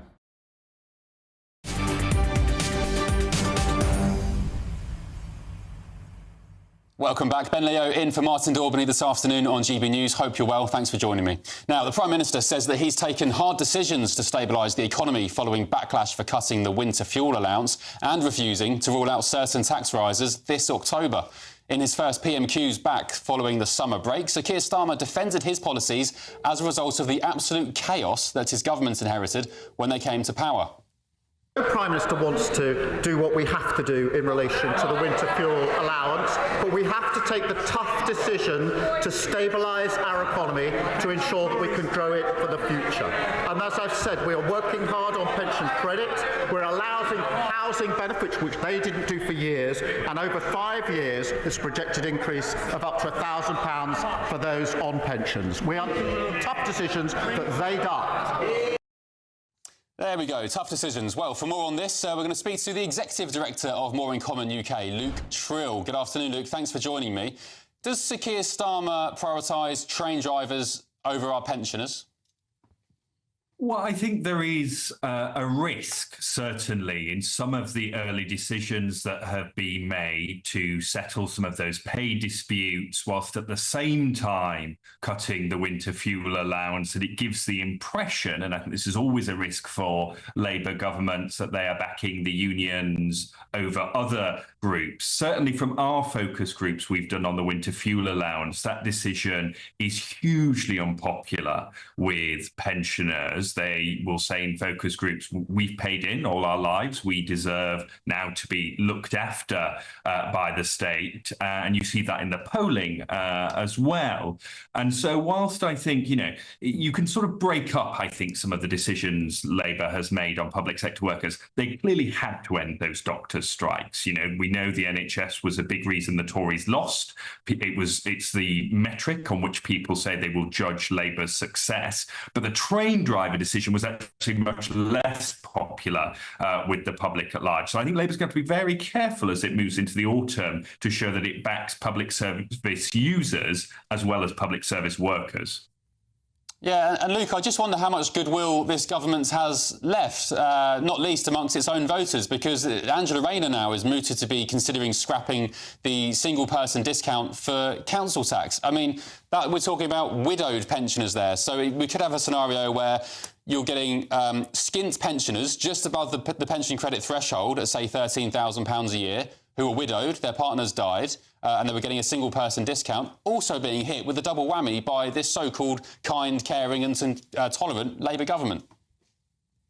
Look, I think one of the challenges you have to remember is this is a government that was elected on around a third of the vote, so they don't have many votes to sort of spare and lose. They didn't come in with as much political capital as other governments have done when they've just been elected. And you've seen that in Keir Starmer's approval ratings. You know, we had him at plus 11 points shortly after the election, a bit of a honeymoon, but that's now down at minus 16, a 27-point shift against him over the summer. Now, it's not all his fault. You know, the electorate is more volatile than it has been, but there's also a sense from people, look, we basically had sort of pain and misery and been told we've just got to suck it up since 2008.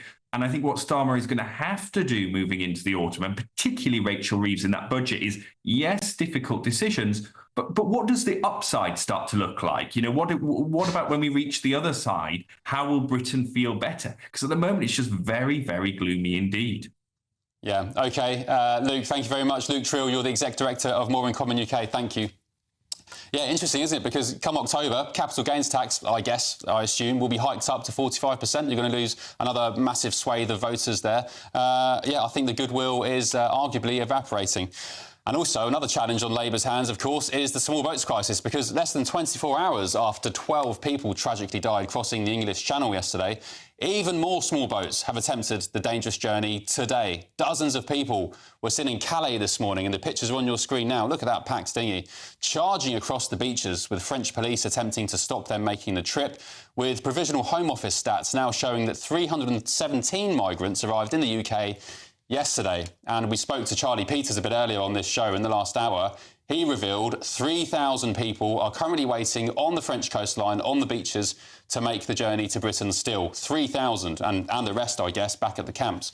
Well, let's get the thoughts now of the chairman of Migration Watch UK, Alp Mehmet. Good afternoon, Alp. Thanks for joining me. Pleasure. Look, this is just never-ending, isn't it? And despite the bluster from the Labour government, we're going to smash the gangs, we're going to stop the boats, it's just getting worse and worse. 8,000 since Labour took power, more than 21,000 since the start of the year. Do you trust Sir Keir Starmer to get a grip of this? No, Right. I don't trust him, simply because he's effectively said that he's not going to try to get a grip of it. He's going to smash the gangs. Well, when's that going to happen? He won't, by the way, but that's by the way. There are thousands of people in the EU, some 300,000 who've entered the EU illegally that they're aware of in the past year.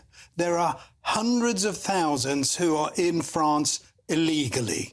So the ones ending up at Calais or on the shores opposite Dover, they're not the only ones. They are really, they are symptomatic, and they are an indication of the huge numbers that are over there and will get here at any cost. More will come, more will die. Alp, I said to Charlie Peters in the last hour, I said, maybe I'm being a bit naive here, but why can't we just send over not only border force and police officers? I'm sure there'll be thousands and tens of thousands of British people who are willing to volunteer to patrol French beaches. Why can't we just patrol the beaches with a good army of people and slash these boats with knives, as the French police are alleging to do now, despite, £500 million a year? I suspect that the French might say no to that. That's just not realistic. It's not the way we operate. It isn't. Well, it would solve the crisis, you know what I think? I mean, why would the French have a problem? They're not going to be paying well, I them. don't know. Ask the French, but they won't do it. It's impinging on their sovereignty. They won't accept anyone. We've been trying for years to have joint patrols with them, and they won't accept that.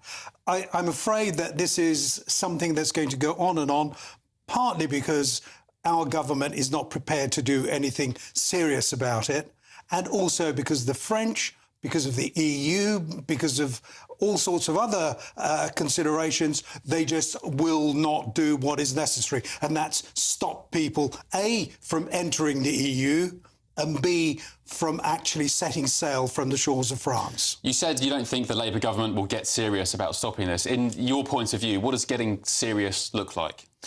Getting serious is actually detaining and dealing quickly with all those who come illegally, and then actually getting to the point where we're forcing the French to accept people back. And it's in their interest as well. If we were to send people back to France, then they would stop arriving at the northwestern coast of France to set sail to Britain from here. So sending people back to France, does that mean intercepting them in the Channel? Does it mean letting them come ashore to Britain first and putting them on a flight back to Paris? What does that look like? Both. Yeah. In the old days, and still what is in theory possible, if they arrive on a ferry or if they arrive by plane and they don't qualify for entry into the country, then they're sent back whence they came, either back to Calais, back to Boulogne, or wherever they came from, or to whichever airport they're set off from. That isn't happening, can't happen, because it's the carrier that we direct to take them back. Well, you're not going to direct a dinghy driver to take them back to France or wherever. I'll tell you what Australia did. I mean, it's common knowledge anyway, but I spent some time in Australia in December and I spoke to lots of people, Tony Abbott including, about their small boats crisis in the mid-2010s, I believe it was. And they physically stopped boats in the water. They put the occupants in lifeboat-style vessels and sent them back to where they came from or offshore processing sites. When I suggest sending them back or turning them back in the water, I don't mean putting a bit of rope to the end of the boat and then just dragging them back through the channel. You do it properly. Why can't we just do that? Why don't we just ignore the ECHR and declare it a national security threat? This is a national emergency. Why doesn't any government or politician want to get serious about this? Well, first of all, the English Channel is not the waters around Australia. It just isn't realistic. And even Tony Abbott has said, whether it's possible to do it across the Channel, that's a different matter. If we could do it safely and the French would say, OK, we'll do this together, then it will be possible. But we are a long, long way from that. It just isn't going to happen. And it's really unrealistic to suggest that that's what we should be doing. Well, Alp, I just, like a lot of our viewers and probably a lot of the nation, I just feel absolutely flabbergasted that a nation which once ruled the waves, Royal Britannia, we conquered the world with our navy, we now can't stop dinghies from their equivalent of Tesco coming across the Channel. I mean, it's just frankly absurd. We get bogged down in these conversations about legalities and law and policy and whether the French will do it. When it comes down to the actual facts of what's going on here, people coming in rubber dinghies across the Channel to Britain en masse, thousands and thousands as the weeks go by, is just insanity. I agree. I mean, it's not the nation that we were. Unfortunately, that we were probably instrumental in putting in place the sort of structures that make it much more difficult now than they would have done 100 years ago. Yeah. It just wouldn't have happened. OK. Do you ever get the feeling that they just don't care, the powers that be don't care about it all? But, yeah, we'll see. We care. Good luck, Labour. Thank you, Al. Appreciate you being for Migration Watch. Time to get your news headlines now with Sophia.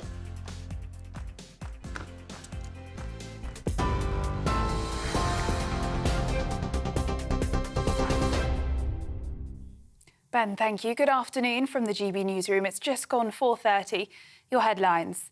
The Grenfell tower fire, which killed 72 people, was the result of decades of failure. That's according to a long-awaited report. Over almost 1,700 pages, the Grenfell report reveals how missed opportunities by the government, companies, contractors and council staff turned the building into a death trap. Families and survivors of the deadly blaze 7 years ago say today's final damning report shows they were failed by calculated dishonesty and greed. Met Police Deputy Assistant Commissioner Stuart Cundy spoke a short while ago, emphasising the scale of the investigation. Our criminal investigation into the Grenfell Tower tragedy is one of the most largest and complex investigations the Met Police has ever undertaken. Our investigation started in June 2017 and continues to this day. I have a team of 180 investigators working on this full time, plus many others who support the investigation, particularly expert witnesses. It is hugely complex. We've seized over 150 million documents. The interconnectedness of the different companies, the different individuals and their actions is something we need to untangle. Meanwhile, a tower block blaze in Catford in southeast London is now under control. The fire broke out on the 9th and 10th floors, with images showing flames and smoke pouring from the building. The London Fire Brigade confirmed it received at least 50 emergency calls, deploying 10 fire engines and 70 firefighters to the scene. There are currently no reports of any injuries. Rishi Sunak, now leader of the opposition, has attacked Labour's move to axe the winter fuel allowance for millions of pensioners. He faced off with Sir Keir Starmer at the first Prime Minister's questions since Parliament returned from summer recess. The Conservative leader accused the Prime Minister of taking money from low-income pensioners and ploughing it into inflation-busting pay rises for union workers. However, Prime Minister Sir Keir Starmer defended his decision to cut winter fuel payments, saying it's essential to stabilise the economy. And Priti Patel has become the first Tory MP to be voted out of the party's leadership contest, with only 14 votes from 121 Tory MPs.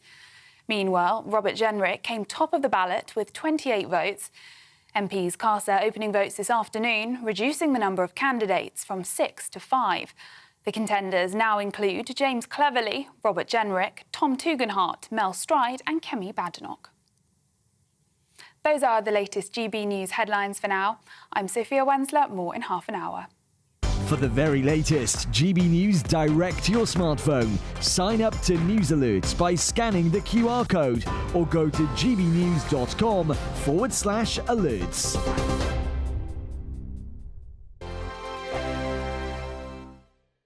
Good afternoon. Welcome to your latest GB News weather update brought to you from the Met Office. Some sunshine to come for some of us through the rest of the day, and out of the wind it's not feeling too bad, but for many of us a risk of showery outbreaks of rain through this evening. We're starting to see an easterly wind developing, particularly across parts of eastern Scotland, northeastern England, so that will drag in a bit more cloud, and with that northeasterly wind dragging showers down from the northwest through the Irish Sea, there's a risk of some showers across more southern areas of Wales, the west coast of England as well. We'll also see some rain intensify across the south coast of England, and there is a rain warning in force from around 9 o'clock this evening across southern areas all the way through until Friday evening. So it's the start of quite a wet period for southern areas through tonight. Further north, though, it is turning much drier, particularly across western areas of Scotland, where it will be a clear and pretty settled night, in fact. So temperatures will fall away into single figures. Not quite as cold as last night, but still a fairly chilly start. Lots of sunshine around first thing, though, across Northern Ireland. We could see this low cloud lingering across northeastern coasts of England, as well as the east coast of Scotland first thing. But it's across the south of England and southern areas of Wales where we'll see pulses of heavy rain through Thursday morning. And after some heavy rain overnight tonight, there could be some trouble on the road. So there is this weather warning in force. Please take a closer look at the Met Office website and app for more details on the warning. But the rain is likely to linger all through Thursday and into Friday. The best of the sunshine is going to be across Northern Ireland and Western Scotland, and here temperatures could climb up to 22 degrees. Northwestern areas of England could also see some of those temperatures into the 20s as well, but the east coast still seeing quite a lot of cloud that will drag in further through Thursday evening, with rain persisting across the south. And the story remains pretty similar all the way through Friday and into the weekend, with more wet weather to come in the south and plenty of dry weather in the northwest. The latest GB News travel. Good afternoon, hello again to you, I'm Jules Buckley. There's queues at the moment towards Glasgow on the eastbound side of the M8, away from Paisley Junction 29 towards Glasgow Airport at Junction 28. There's people on the road therefore is partially blocked. Now just south of Preston, the A6 London Way between Lostock Hall and Walton le Dale is closed and queuing. There's a police incident. A collision for the eastbound M58 away from Kirby Junction 1 to Bickerstaff at Junction 3 means 2 lanes out and queues. Southbound M6 M6 between Junction 3 down towards Coventry at 2.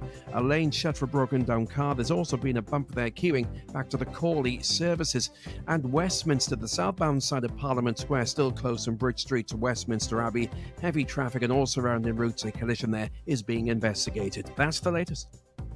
You can stay up to date throughout the day by visiting our website, gbnews.com.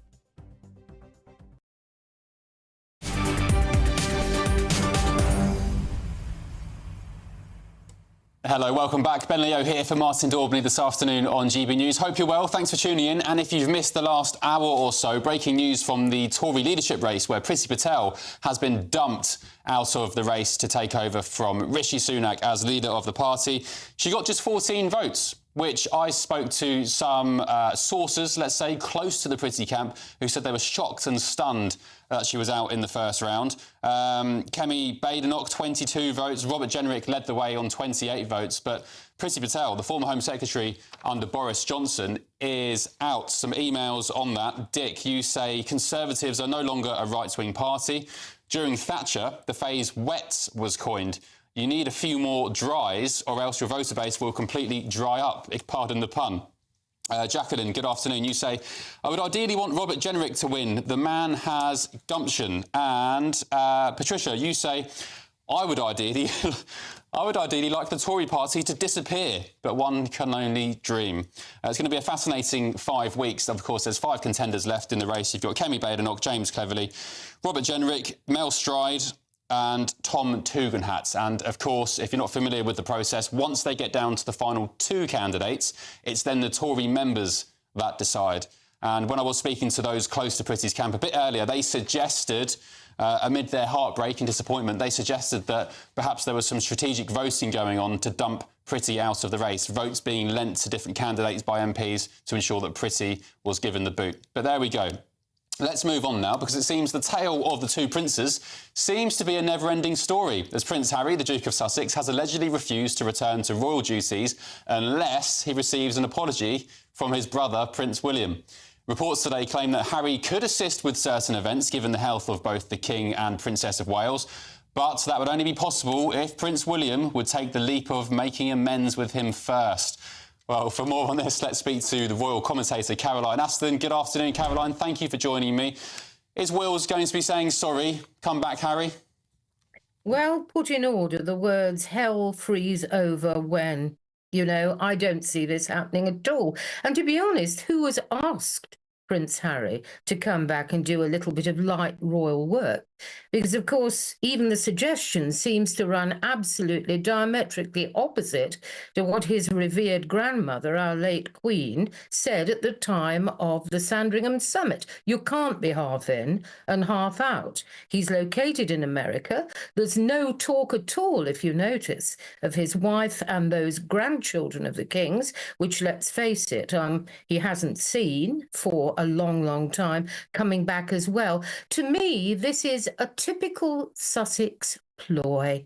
He appears to be benevolent, offering to come back, offering to share his gloss, his glitz, his panache, yet again with the royal family in their time of trouble. And as for the trusted friends and advisors, we were told when this story broke, had been in the picture guiding him, well, those trusted friends made jolly sure the press got to hear about this. No, no, 1,000 times no. We already know that the Prince of Wales has said that when the sad moment comes, his father dies and he succeeds to the throne, one guest he does not want at his coronation is his prodigal prince brother, Harry. It's all to do with publicity, all to do with marketing, as is so often the case. And of course, having tested the water and found it to be perhaps a little hypothermic for his taste, publicity-wise, we have Harry then bringing in a little condition. I would do it if my brother apologised to me. For what? For the sad saga of broken dog bowls, necklaces and dreams that were, of course, shown to us all in Spare. And don't forget, The paperback of that is about to be released, and Harry has let it be known that with great kindness there won't be any extra material in it. So why buy it, especially when you can get one in a charity shop near you? All to do with marketing. We watch this space, but the saga of the Sussexes, the story that gives and gives and keeps on giving. The oxygen of publicity. They can't get enough of it. So, Caroline, just to be clear, you're on the fence about Harry's intentions here, right? No, look. Well, if I'm sitting on the fence, I just fell off. Let's put it that way. Yeah, you fell off with a massive crash. Let me just play devil's advocate here. Harry, of course, is beyond the headlines and beyond the showbiz headlines and the gossip and the news reports. Harry is the King's son. He is William's brother. His father is ill. His sister-in-law is ill. Is he not allowed to moot coming back to the UK to be closer to his dad, you know, who he calls fondly Papa? And the King has spoken how much, of course, like any dad, loves his boy very much, despite what's gone on. Is Harry not allowed to come back and spend time with his ill father and help him out? I didn't say he wasn't allowed to come back. I said the reasoning behind this story, that's what we need to look at. Any father who'd fallen out, any broken relationship, of course, wants healing. But the one thing you have to have, be it a love affair, a father-son relationship, a mother-daughter relationship, any relation, is that bedrock of trust. Trust has gone. And I don't see it being rebuilt anytime soon. Of course, he's concerned for his father. Who would not be? And the King, I have to say, has looked somewhat stressed and tired lately. He's 76 in November, and I'm sure he, after seeking advice from his own advisors about the nature of forgiveness, would like perhaps privately to have something to say to his son, to build some kind of link and bridge again, to put the past behind. But what's going on in Montecito, nothing there, in my opinion, ever happens by chance. And with the King off to Samoa shortly to a Commonwealth meeting, which strangely coincides with Spare being released as a paperback, I think some old publicity tricks are being played here against a rather tragic background of lost family love. Yeah. Will we get that update to Spare? Will there be a lucrative new edition for Prince Harry? Remains to be seen. Caroline Aston, thank you, royal commentator. Great stuff. Thanks for joining us, rather. OK, more to come in the next couple of minutes, including we're going to speak to an expert on the impacts of strokes after Queen guitarist Sir Brian May experienced one, risking his future in the band, no less. I'm Ben Leo on GB News, Britain's news channel. Back in a tick.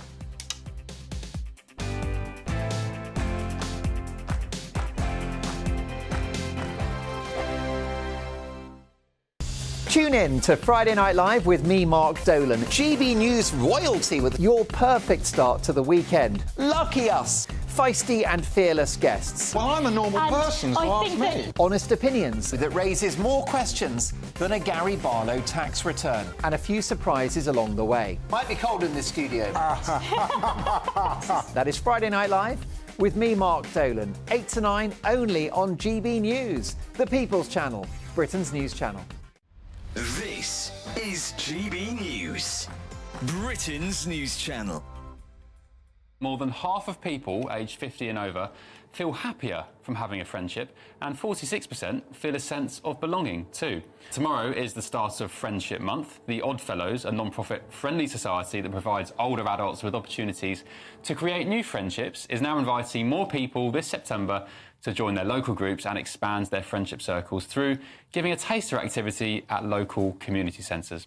We're joined now by Jane Nelson, who's the CEO of Oddfellows. Good morning, Jane. Thanks for joining us. As someone in my mid-30s, I've even noticed as well that my own friendship group has diminished over the years as kind of, people get married and have kids and they kind of drift apart and don't make time for each other. How important is it to have friends separate to your family? What benefit does that bring you? As you do get older, you do lose friends for a variety of reasons. Either you lose touch or they have an illness or they pass away as you get older. The stats show that people love spending time with their friends. It always takes somebody, doesn't it? Somebody's got to make that first step to send a text to say, do you fancy meeting up for coffee or do you fancy going to the pub or whatever the arrangement's going to be. But sometimes somebody always has to make that first step and text or phone. And I think the other key thing is it usually tends to be the same person, but that doesn't matter as long as that connectivity is made, because that's what you need. You need the connectivity. If you think about when we were children, we'd go around the playground and say, "Will you be my friend?" Well, we don't tend to do that as we get older. But be brave. Look on Oddfellow's website, see all the amazing events we've got on. Go to see what's going on in your area. Oddfellows.co.uk, or you can telephone 0800 028 1810, and our team will be more than happy to point them in the right direction of their local events. And there's so much going on. 300 going on. GB News, the People's Channel.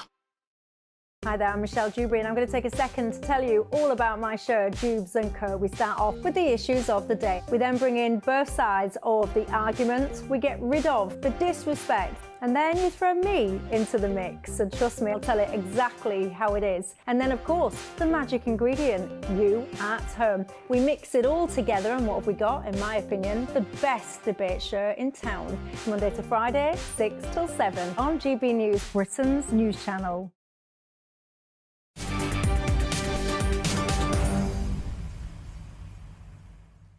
Welcome back to Martin Daubney this afternoon on GB News with me, Ben Leo. Now, the Queen's the band, lead guitarist Sir Brian May, recently revealed that his ability to play with the legendary band was in doubt after he suffered a minor stroke. The 77-year-old has alleviated fans' fears after confirming that he is recovering and can continue to play safely, but he says that his experience should be used to show that anyone is at risk of experiencing the deadly condition. Well, let's speak to our GP down the line, Dr. Dean Eggett, about the warning signs and risks that could increase our vulnerability to a stroke. Thank you for joining me, Doctor. Appreciate it. First of all, for anyone that doesn't know or that needs reminding, what is a stroke technically? What happens to the body and why? Hi, Ben. So a stroke essentially is an interruption to the blood supply to the brain. The most common cause of that is essentially a blockage in one of the blood vessels. And as the blood can't get past the blockage, the blood can't then supply the nerves in the brain to do its function. It can't get the oxygen and sugar that it needs. So that part of the brain becomes impaired for a short period of time. And over time, those nerves then start to die. So not only do you get a short-term symptom, as those nerves die, you then get longer-term symptoms. So strokes are essentially an interruption to the blood supply that leave damage to the brain, leaving symptoms that last over a day. Doctor, if you don't mind me saying, I think you've previously had a stroke as well, so you've got personal first-hand experience with symptoms and aftercare. Would you mind just running us through your own story? No, not at all. That's fine. So the commonest cause of stroke in the UK is actually this furring of the blood vessels as you get a bit older. So you get high blood pressure, you have cholesterol. It causes the blood vessels to narrow down. Ultimately, that causes a clot. In my case, I had a new heart valve put in, and sadly that threw off a little bit of a clot because the valve is metallic. But it essentially ends up in the same thing. A clot goes up your carotid artery, it ends up in the brain. And actually the symptoms that I had are similar to what I saw Brian May describe. So when I saw him in the video, he described this left arm feeling heavy, numb, and not working quite well. Well, that's an indication that actually the blood clot has happened in the right side of the brain that controls the left arm. So it suddenly just goes quite heavy. It goes quite numb, possibly a little bit tingly feeling, and you lose the ability to control it. No matter how much you want it to move, it just doesn't do that thing. And that's pretty much the same thing that happened to me. It must be terrifying when you're going through those symptoms. Did you know at the time that potentially you were having a stroke? Yeah, I think as a doctor, I'm quite fortunate in being able to recognise it. So I was wandering around my house doing my thing, and I found that my left arm went. And at the same time, actually, I lost a little bit of my speech. I struggled to say words, and the words that I wanted weren't quite coming out in the way that I wanted to. Thankfully, I was lucky enough to understand and recognise it. I called a family member for help, and then ended up going to the accident and emergency department for further treatment. Now, I guess that's me as a doctor being able to recognise it, but that might be a bit harder for the individual who's not medically trained to spot it. So there are some key features that can stand out, so you can get treatment quite urgently. What are the things you can do immediately if you think you're having a stroke, or maybe you spot somebody else potentially having a stroke? What should you do immediately to get the best results? Well, the most important part really is to recognise that you're having a stroke or somebody's having a stroke in the first place. Because, as I said, with that blockage and lack of sugar and lack of oxygen, those nerves are dying. So every second counts. So there is a rapidity to this. So in terms of rapidity and time, I want you to think of the word of fast. And this is quite a common way to recognise a stroke for the layperson. And FAST basically stands for face. So if you feel that or notice that the person's face is starting to droop, or it's not symmetrical and not working the same, that is a red flag and you should call for help. The A stands for arms. So just like in my case and in Brian May's case, where the arm doesn't quite work, again, that's a feature of a stroke. You should call for help. S is speech. So again, in my case, my speech went. It's a big marker of having a stroke. And T stands for time. So it's time to call 999. So if you notice a problem with the face, arms, speech, dial 999 because every second counts. Gosh, I mean, it's, I can't imagine what it's like knowing that you're having a stroke, that you have to act so quickly, or indeed watching somebody else potentially having a stroke. I mean, of course, we're talking life and death, and it just must be absolutely terrifying. Very quickly, we've got 20 seconds left about that. You mentioned high blood pressure. I've got quite high blood pressure. It's through the roof, actually, but I'm not sure if it's just sort of hereditary or if it's a problem. Are younger people getting strokes these days, sort of 30s, 40s? Thankfully, strokes are actually a problem of older generations. So we're finding people more in their 50s and 60s who are having strokes, and largely because of high blood pressure, high cholesterol and diabetes. The easiest way to check is pop into your local pharmacy. They'll check your blood pressure for you, and if they're at risk, they'll send you to your GP. OK, great. Dr. Dean Eggett, thank you for joining me and sharing your story. Very much appreciated. All about the warning signs of strokes. Please get some more information online if you need to. Right, we'll be back in just a few minutes. More on the shocking revelations from Grenfell and, of course, the Tory leadership race. I'm Ben Leo on GB News. Back in a tick. That warm feeling inside from Boxed Boilers, sponsors of weather on GB News. Good afternoon. Welcome to your latest GB News weather update brought to you from the Met Office. Some sunshine to come for some of us through the rest of the day, and out of the wind it's not feeling too bad, but for many of us a risk of showery outbreaks of rain through this evening. We're starting to see an easterly wind developing, particularly across parts of eastern Scotland, northeastern England, so that will drag in a bit more cloud, and with that northeasterly wind dragging showers down from the northwest through the Irish Sea, there's a risk of some showers across more southern areas of Wales, the west coast of England as well. We'll also see some rain intensify across the south coast of England, and there is a rain warning in force from around 9 o'clock this evening across southern areas all the way through until Friday evening. So it's the start of quite a wet period for southern areas through tonight. Further north, though, it is turning much drier, particularly across western areas of Scotland, where it will be a clear and pretty settled night, in fact. So temperatures will fall away into single figures. Not quite as cold as last night, but still a fairly chilly start. Lots of sunshine around first thing, though, across Northern Ireland. We could see this low cloud lingering across northeastern coasts of England, as well as the east coast of Scotland first thing. But it's across the south of England and southern areas of Wales where we'll see pulses of heavy rain through Thursday morning. And after some heavy rain overnight tonight, there could be some trouble on the road. So there is this weather warning in force. Please take a closer look at the Met Office website and app for more details on the warning. But the rain is likely to linger all through Thursday and into Friday.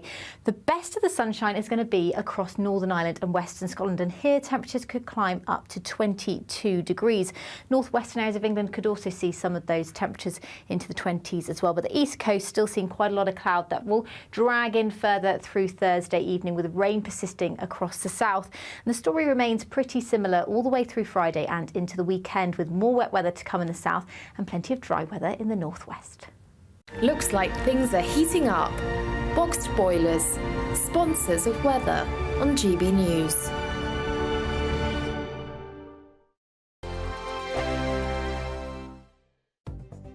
The latest GB News travel. Good afternoon, I'm Jules Buckley. The southbound M6 still seeing queues this afternoon around Coventry. Junction 3 down to Junction 2, a lane shut, a broken down car and a collision causing congestion to tail back towards the Corley services. Now from Bath to Bristol, heading northwest up the A4 and Keynsham is still queuing too. Very slow at the moment, particularly between the Broadmead roundabout and the Hicksgate roundabout, not helped there by an earlier collision. Now still queuing around Parliament Square in Westminster, not helped by an earlier collision. The Road was shut between Bridge Street and Westminster Abbey. That reopened just after 3 this afternoon. They're still busy on surrounding routes, not least back over Westminster Bridge, Victoria Embankment and Trafalgar Square. And Catford in London, Rushy Green, the A21, shut between Davenport Road and the Rigsted buildings in queuing. There's a building fire there. That's the latest. You can stay up to date throughout the day by visiting our website, gbnews.com. This is your chance to win a £36,000 secret salary in the latest Great British Giveaway. That's like having £3,000 each month for an entire year. Extra cash in your bank account that you can do whatever you like with. Take a year off and keep it to yourself. You don't even need to tell the taxman, as it's totally tax-free. For a chance to win £36,000 in tax-free cash, text cash to 63232. One entry costs £2 plus one standard network rate message, or text bonus to 63232. 5 entries cost £5 plus one standard network rate message. You can enter online at gbnews.com/win. Entries cost £2, or post your name and number to GB08 PO Box 8690 Derby DE1 9TT. UK only. Entrance must be 18 or over. Lines close at 5 p.m. on the 25th of October. Please check the closing time if listening or watching on demand. Good luck. Mark Dolan tonight is your weekend dose of news, debate and entertainment. This sounds like a wild conspiracy theory. Don't miss My Big Opinion. Mark meets at My Take at 10. Democracy is a funny old thing. And we don't do boring. Not on my watch. I just won't have it. Let's go and get another glass of that bubbly. You've earned it. That's Mark Dolan tonight, Saturday and Sunday, 9 to 11, only on GB News, the People's Channel, Britain's news channel. Are the newspapers getting you down? My wife didn't divorce me that month. Struggling to separate the wheat from the chaff? I know that it's a bit of a circus at the best of times. Well, don't worry. Headliners has got you covered. We'll take the burden of reading the day's news, and if we get depressed, who cares? It's an occupational hazard, frankly. That's Headliners on GB News from 11 p.m. till midnight, and the following morning, 5 till 6 a.m. on GB News, the comedy channel. Nah, just kidding. Britain's news channel.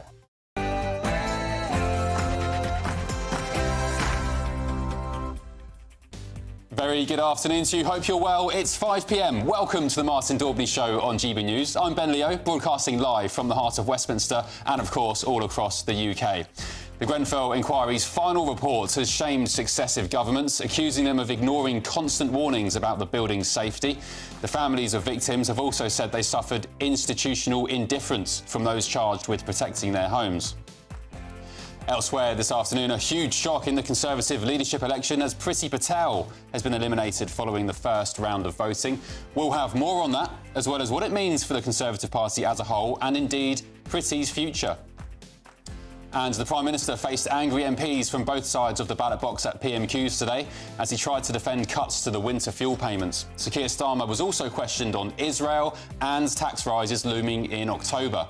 We'll have all the fallouts from today's PMQs shortly. And less than 24 hours after the tragedy in the English Channel, more small boats have left France for the dangerous journey to Britain. The boats were carrying migrants who are once again risking their lives. But why is no action being taken to stop them? That's all coming in your next hour.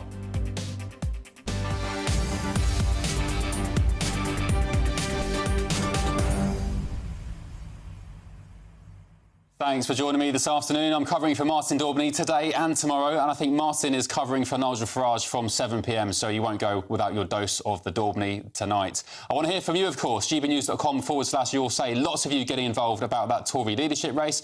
Priti Patel, just 14 votes, now dumped out the race, and we are down to 5. We'll be getting stuck into that and plenty more in the coming hour. But first, your news headlines with Sophia Wensler.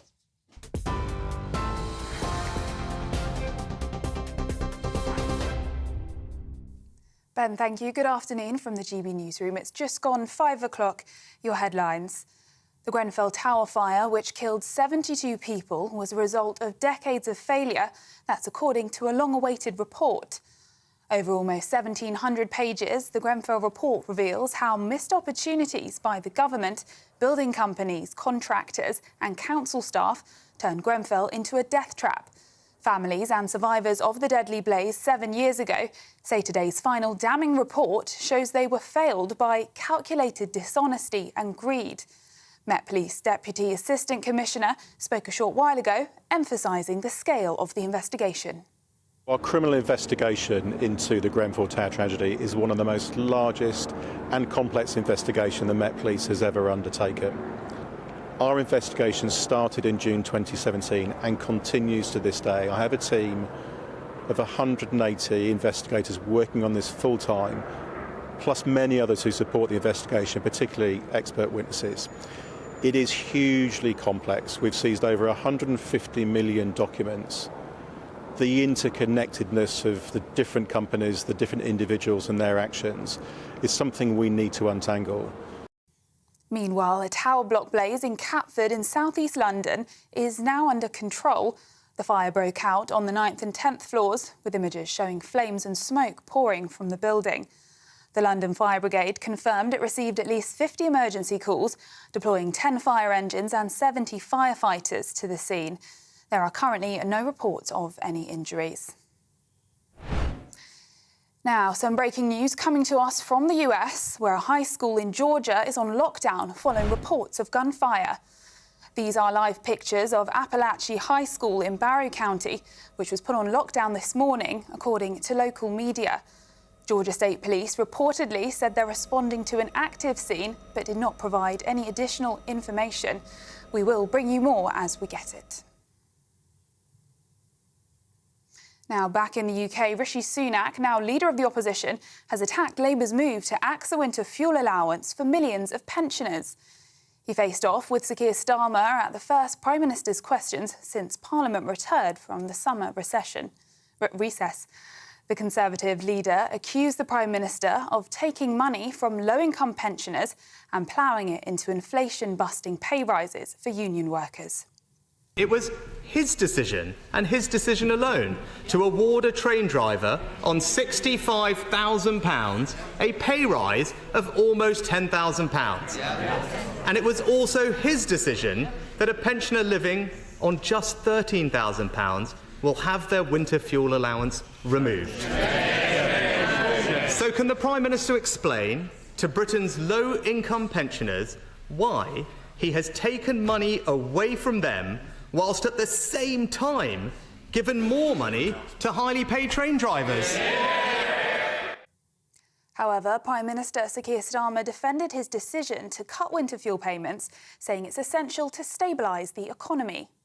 We've had to take tough decisions to stabilise the economy and repair the damage, including targeting winter fuel payments whilst protecting pensioners. 800,000 pensioners are not taking up pension credit. We intend to turn that around. We're going to align housing benefit and pension credit, something the previous government deferred year after year after year. And because of our commitment to the triple lock, pensions are projected to increase by over £1,000 in the next 5 years.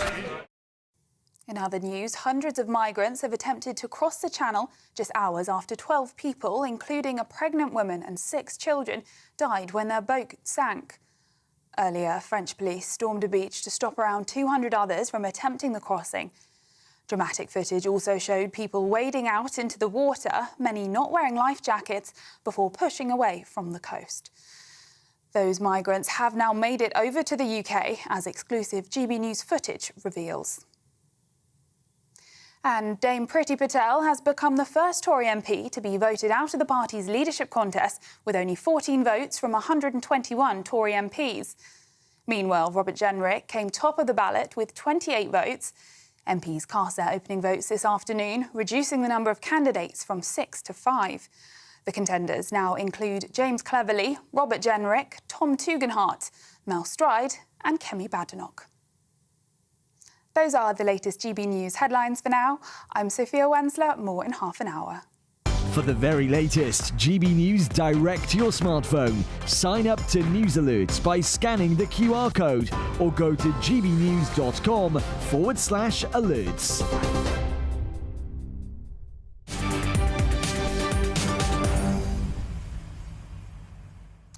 Thank you, Sophia, and welcome back. Now, a landmark report into the Grenfell Tower disaster shows that the 72 deaths caused by the fire that engulfed the tower block were indeed avoidable. The report also accused the government of ignoring systematic problems with the building's safety and labelling concerned residents as troublemakers.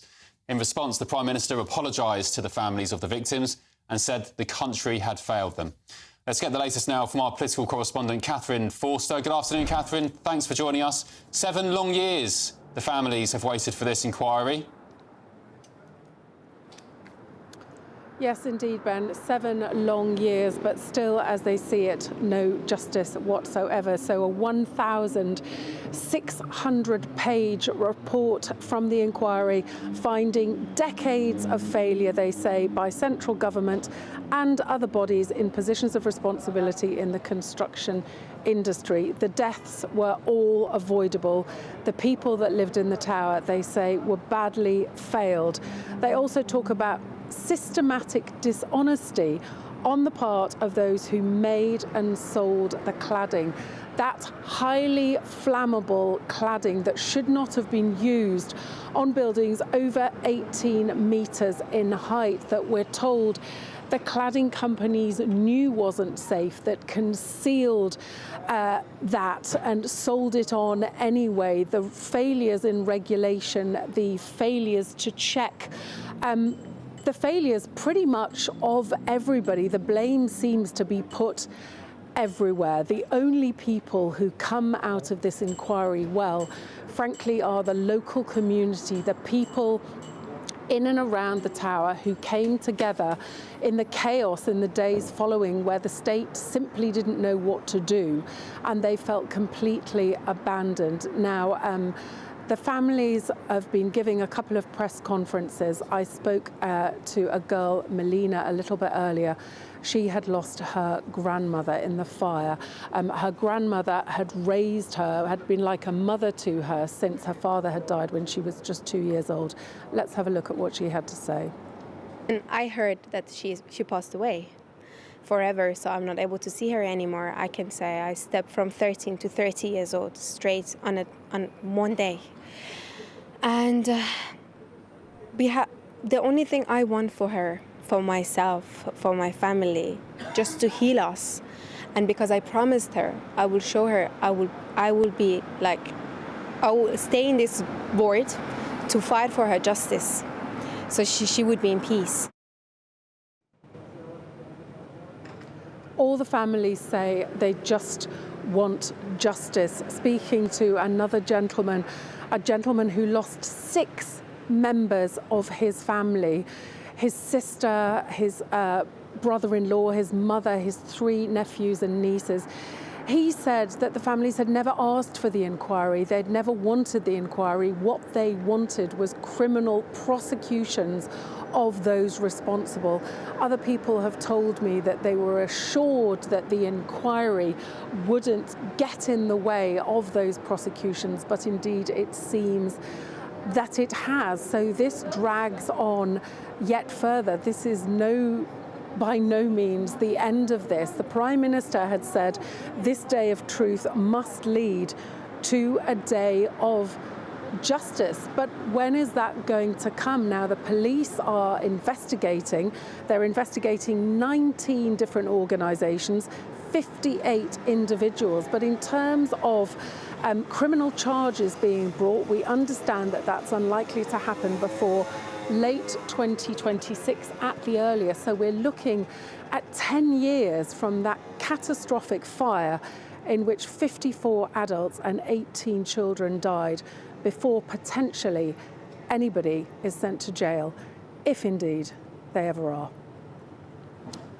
Yeah, thanks, Catherine. A catastrophic fire, catastrophic failures by consecutive governments, by cladding companies, by tenant management companies.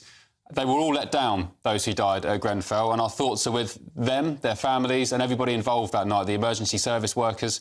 And still, 7 years, we come to the point of the inquiry.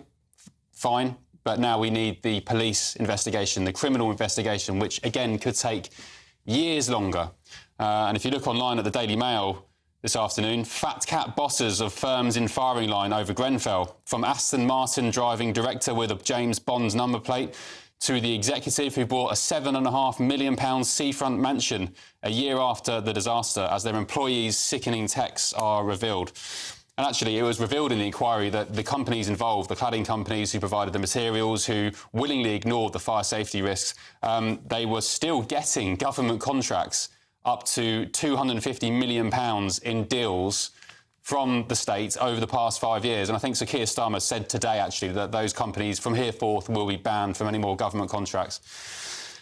We move on now to the Conservative leadership election, where in the last hour or so, Priti Patel has been eliminated after the first round of voting. Ex-Immigration Minister Robert Jenrick topped the poll with 28 votes, followed by the widely reported favourite Kemi Badenoch on 22. Priti, the former Home Secretary under Boris Johnson, only managed a paltry 14. Here are some of the MPs who voted in today's election. I think what we need is a leader for the future, a new leader for the Conservative Party, someone who can take the party forward, take the fight to Keir Starmer, and that is exactly what Tom can do. Tom has the highest net favourability ratings among the public, and it is the public who will decide the next Prime Minister. We're deciding our next leader, but we're then going to the public, and the public need to make sure that they know that they have got a leader of the Conservative Party that they can trust, that they can see has served in the past. He knows how to act, and he knows how to deliver for the people of the United Kingdom. And that's why I'm supporting Tom. I truly believe he is the candidate, the only candidate who can get us back to power as quickly as possible in 4 years' time, 5 years' time, whenever the next election is. Quite clearly has broad support in the membership, broad support in the parliamentary party, and had a really good result here today with colleagues. And we've seen Kemi in action. I've worked for her in the Department for Business and Trade. She has the fight within her and indeed the determination to take the fight to the Labour Party, and has got a plan to renew not just this party but renew the country moving forward, not just in the second half of this decade but into 2030s. And for all those reasons and many, many more, I'm supporting Kemi for leader. So there we go, a bombshell first elimination from the Tory leadership race. Let's get the thoughts now of the former Immigration Minister, Kevin Foster. Good afternoon, Kevin. Thank you for joining me. You, of course, served under Boris Johnson, is that right? Yeah, I was in the Home Office under Boris's government, and obviously under Priti as Home Secretary. Are you as shocked as her team is this afternoon? Yeah, I was surprised that she was the first. Although, let's remember, this has been quite an open contest. There's only 3 votes have separated three of the candidates, you know, with Priti on 14 and Tom on 17. So it's disappointing for her. It's, you know, she's someone who had a lot to offer, and I know there's a lot of members across the country looking forward to being able to vote for her in the members' ballot. What do you make of the future for Priti Patel now? There's some of our viewers this afternoon saying that she might give Nigel Farage a call and potentially join Reform, or will she lend her hand and her support to some of the other runners in the race? Where do you see her future? Well, Priti is a committed Conservative at the end of the day. She wants to see a Conservative Prime Minister after the next general election replacing Keir Starmer. There's no two ways about that. And then being able to get on and deliver Conservative policies. Because, you know, we can have every debate we want from the opposition benches, but at the end of the day, Labour's going to win the votes afterwards. So that's where I think Priti will be, still very active, very out and about with members, campaigning with candidates who we want to see become MPs in future. So that's what I see. Will she back any of the other candidates? Well, if I was her, I'd probably take an evening to relax, reflect on a lot of their campaign that, she did fight quite energetically, and then obviously take a view of whether she wants to do that in future. I spoke to some sources close to her camp this afternoon, and they suggested there was some strategic voting going on, MPs lending their vote to other MPs who they wouldn't normally vote for just to get Priti out of the race. Is there any substance to that, do you reckon, Kevin? Well, it's always a prospect, but at the end of the day, going into this contest, we'd have had to get more than 14 votes, and that's probably where you become vulnerable if you're not quite getting the votes. And probably Rob Jenrick's campaign probably took some votes who may have been expected to go to Priti previously, but it shows this is a very open contest. I think whilst Rob won with 28, congratulations to him. Kemi on, I think, 22. Again, I think the idea that she was a clear favourite in this, I don't think was the right thing. Always felt a lot more open in this contest. But we'll probably learn more now as the next round of voting takes place. And as we see, particularly, for example, 14 votes added to the top candidate would actually put you guaranteed on the members' ballot, because the members' ballot guaranteed number is 41. Yes, so where will Pretty's 14 votes go, do you think?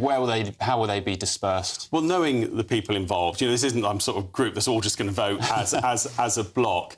I'd have thought probably it'd be the Jenrick and the Badenoch campaigns who are probably most busy on the phones this evening. But of course, people will be also looking at who do we want at conference as well. We do want to see a good debate there, a proper examination of the reasons why we lost the general election. We have to remember all of this, that, we're electing a leader of the opposition who might be Prime Minister in 2028, maybe 2029. We cannot take for granted that we will have guaranteed success in future.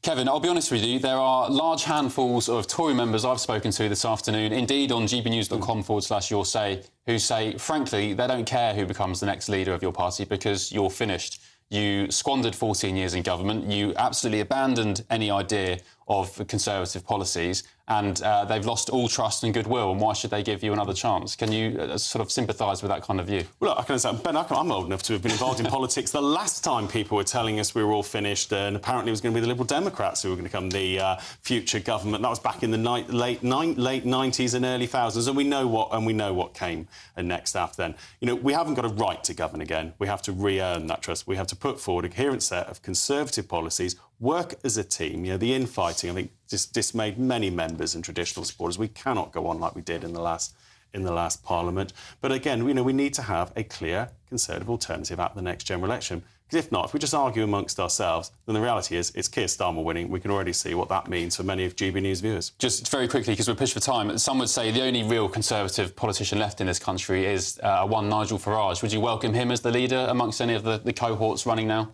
Well, Nigel said he wants to destroy the Conservative Party, so I don't think that's a great pitch to lead something you want to destroy. But look, Nigel is not about, for me, it's not about individualising Nigel. It's about he speaks to a lot of people who feel the political system doesn't speak to them. And that's what many of the 5 remaining leadership candidates now need to think about is, why is that? What are the priorities of those people? Because that is the key to unlocking being back in government. Not just, for example, some people have thought we could offer Nigel a knighthood or a seat in the Lords. No, that's not what it's about. It is about answering those concerns and those issues that are held by many GB News viewers. All right, great stuff. Former Immigration Minister Kevin Foster, thank you for joining me and keeping me company in this lonely studio this afternoon. OK, coming up, even more small boats have attempted to cross the English Channel today, but why is nothing being done to stop them? That's the $64 million question, isn't it? I'm Ben Leo, covering for Martin Daubney on GB News, Britain's news channel.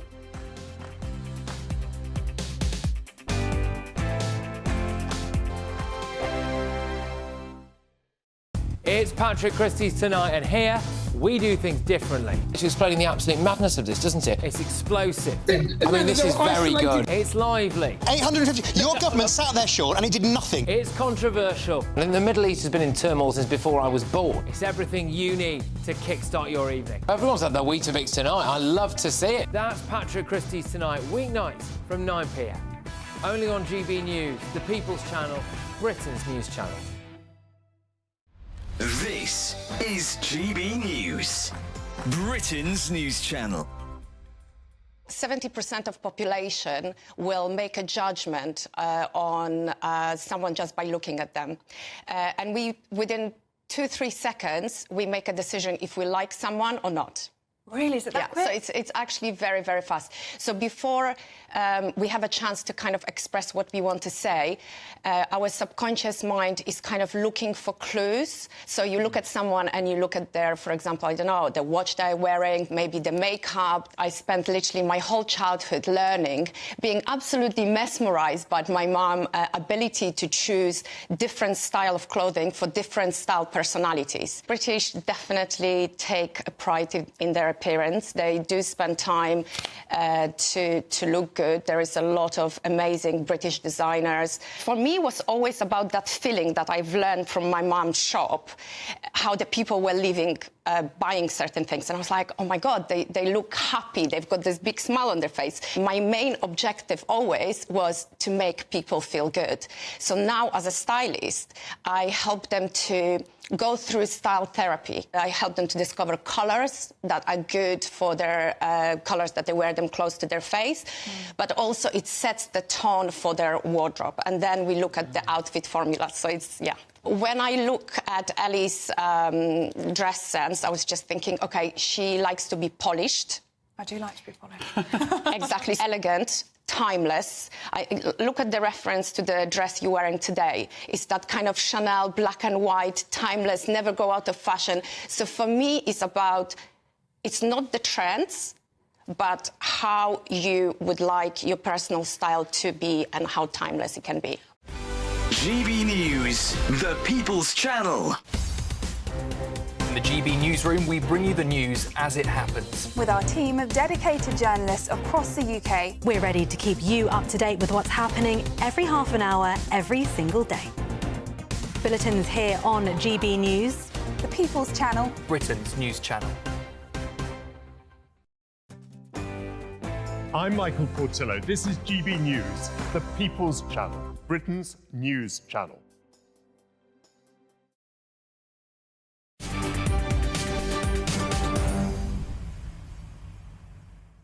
Hello, welcome back. Ben Leo with you on GB News this afternoon, covering for Martin Daubney, who, by the way, is covering for Nigel Farage at 7 o'clock, so you will have your daily dose of Daubney today. Oh, he's covering for Patrick, actually, 9 p.m, sorry. Now, less than 24 hours after 12 people died crossing the English Channel, more small boats have attempted the dangerous journey. Dozens of people were seen in Calais this morning, charging across the beaches with French police attempting to stop them. And with provisional stats today from the Home Office showing that 317 migrants arrived in the UK yesterday. Let's get the latest with our national reporter, Charlie Peters. Good afternoon, Charlie. Thanks for joining us. You mentioned a bit earlier today that 3,000 other people are currently waiting on the beaches in France, ready to go.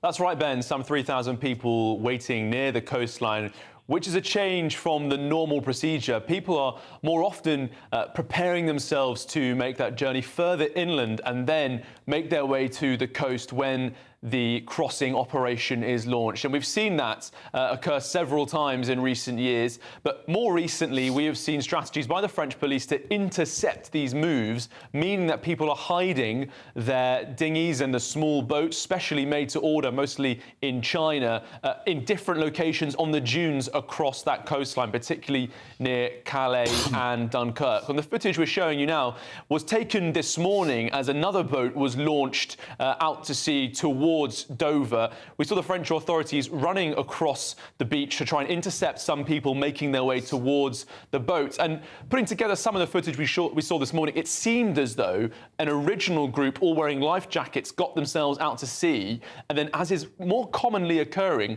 lots of people then attempted to join on themselves, having not necessarily been part of the original plan. Now, some commentators and analysts have said that this is leading to small boats being overcrowded, overladen, and that is leading to more dangerous scenarios, like the tragedy we saw just off the French coast yesterday afternoon. Some 12 people understood to have died in that, at least 12 in that situation. But there have been more arrivals today, those deaths not deterring new attempts to cross the channel. And the boat that we've just shown you that was pushing out into the channel to make the journey towards Dover did arrive 2 hours ago. And we can bring you footage of those arrivals. That's exclusive footage obtained by our team down in Kent. 65 people coming off that boat. An earlier arrival stewarded in by Border Force, who escorted the small boat, also brought on another 50. And early this morning, soon after sunrise, we also had at least a dozen arriving. So this is 100+ people arriving a day after a disaster on the English coast.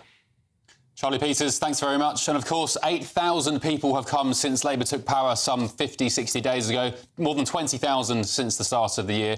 And the French now want people to be able to claim asylum even from Europe in Britain. So claim asylum in Europe for Britain, even if you're not here. Beggars belief. Elsewhere, more pensioners than ever are fearing for their finances, with new analysis suggesting that the poorest among them could be at most risk of losing government support. The Department for Work and Pensions released new data which claims that the majority of low-income pension households will lose help when support is restricted to just those on pension credit. Let's get the thoughts of the chair of the Chair of the Women Against State Pension Equality Group, Angela Madden. Good afternoon, Angela. Thanks for joining me. It feels like, I don't know if you agree, Angela, but it feels like this Labour government sort of really hates pensioners because in addition to this winter fuel allowance, we've got the prospect, the idea being floated from Angela Rayner's camp that they're now going to take the single-person council tax discount as well, which would, of course, would affect predominantly widowed pensioners. Yes, it's not something we would have expected from the Party of Social Justice, I don't think. I mean, they talk about rich pensioners, and there probably are some, but like everything else, it's probably a bell curve with very rich at one end, very poor at the other end, and the mass in the middle just about managing. Do you feel pensioners in this country are being prioritised over train drivers, for example? I think the government have said they have difficult decisions to make, and I'm sure they have. I think we might seem like an easy target to them because we haven't got the power of train drivers or, you know, other groups of workers who can withdraw their labour if they're not happy about something. But we do have influence, and we have influence. A lot of our members are also union members, and I'm sure the unions are thinking about all of this as well. And I mean, I think Unite Union has come out and said that they're very unhappy with what the government seems to be doing at the moment.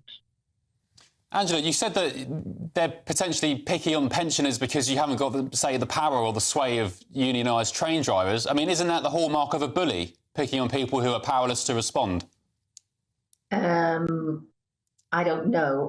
Yes, it could be construed that way. I mean, certainly Mr. Starmer seems bullish at the moment in the way he's approaching things. He said he's changed the Labour Party.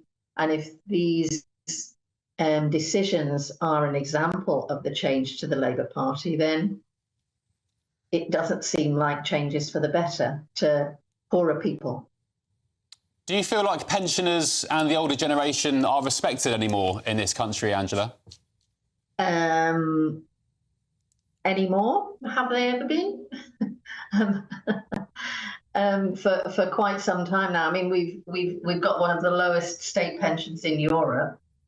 The government seem to think of it as some kind of a benefit that we haven't worked for or paid into. Whereas, you know, personally, I had a career of 42 years and I paid national insurance every month of those 42 years. And so I feel that we have paid into it. Now, governments years ago decided to use a kind of a Ponzi scheme where they used today's income to pay out today's benefit.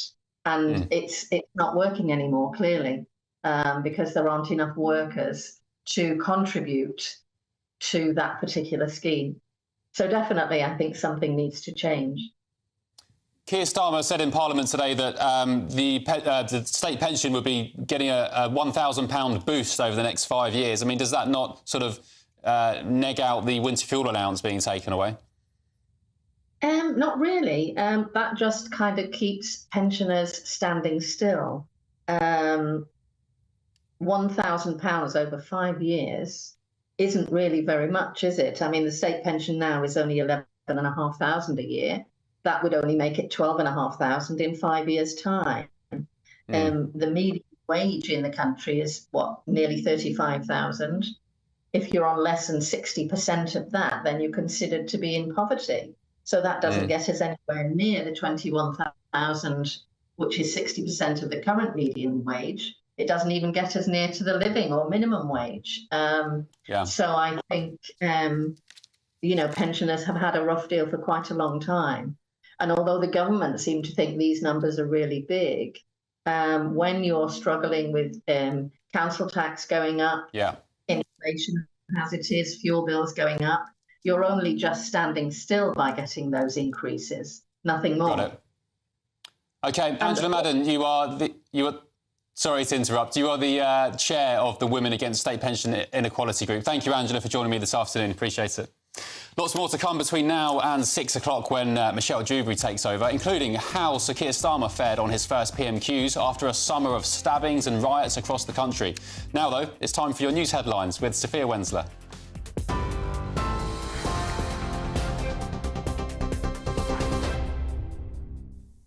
Ben, thank you. Good afternoon from the GB Newsroom. It's just gone 5:30. Your headlines. The Grenfell Tower fire, which killed 72 people, was a result of decades of failure.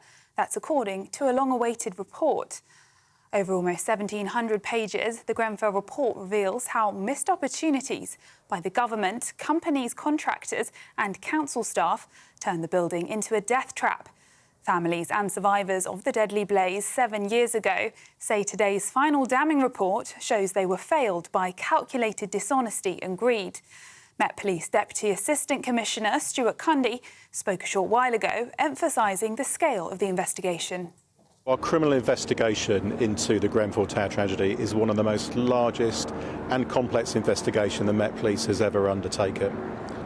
Our investigation started in June 2017 and continues to this day. I have a team of 180 investigators working on this full-time, plus many others who support the investigation, particularly expert witnesses. It is hugely complex. We've seized over 150 million documents.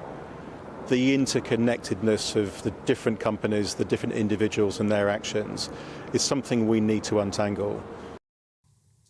Rishi Sunak, now leader of the opposition, has attacked Labour's move to axe a winter fuel allowance for millions of pensioners. He faced off with Sir Keir Starmer at the first Prime Minister's questions since Parliament returned from the summer recess. The Conservative leader accused the Prime Minister of taking money from low-income pensioners and ploughing it into inflation-busting pay rises for union workers. However, Prime Minister Sir Keir Starmer defended his decision to cut the winter fuel payments, saying it's essential to stabilise the economy.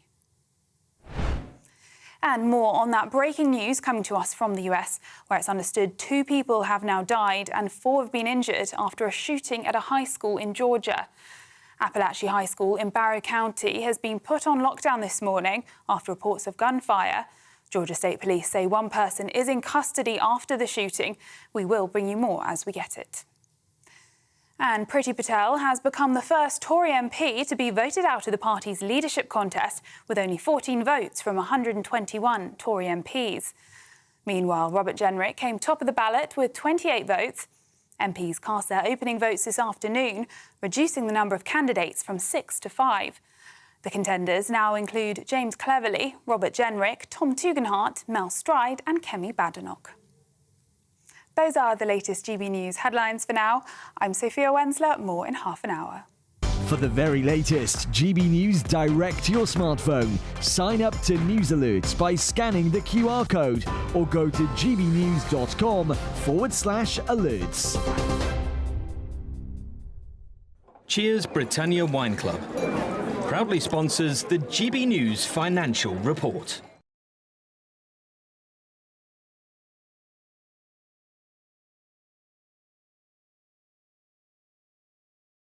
Cheers Britannia Wine Club proudly sponsors the GB News Financial Report.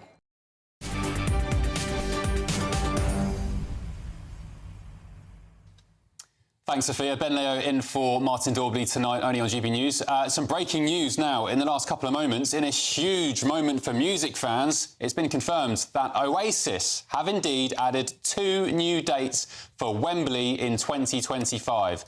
The band said tickets will be sold by a staggered invitation-only ballots process. Applications to join the ballots will be opened first to the many UK fans who were unsuccessful on the initial sale with Ticketmaster.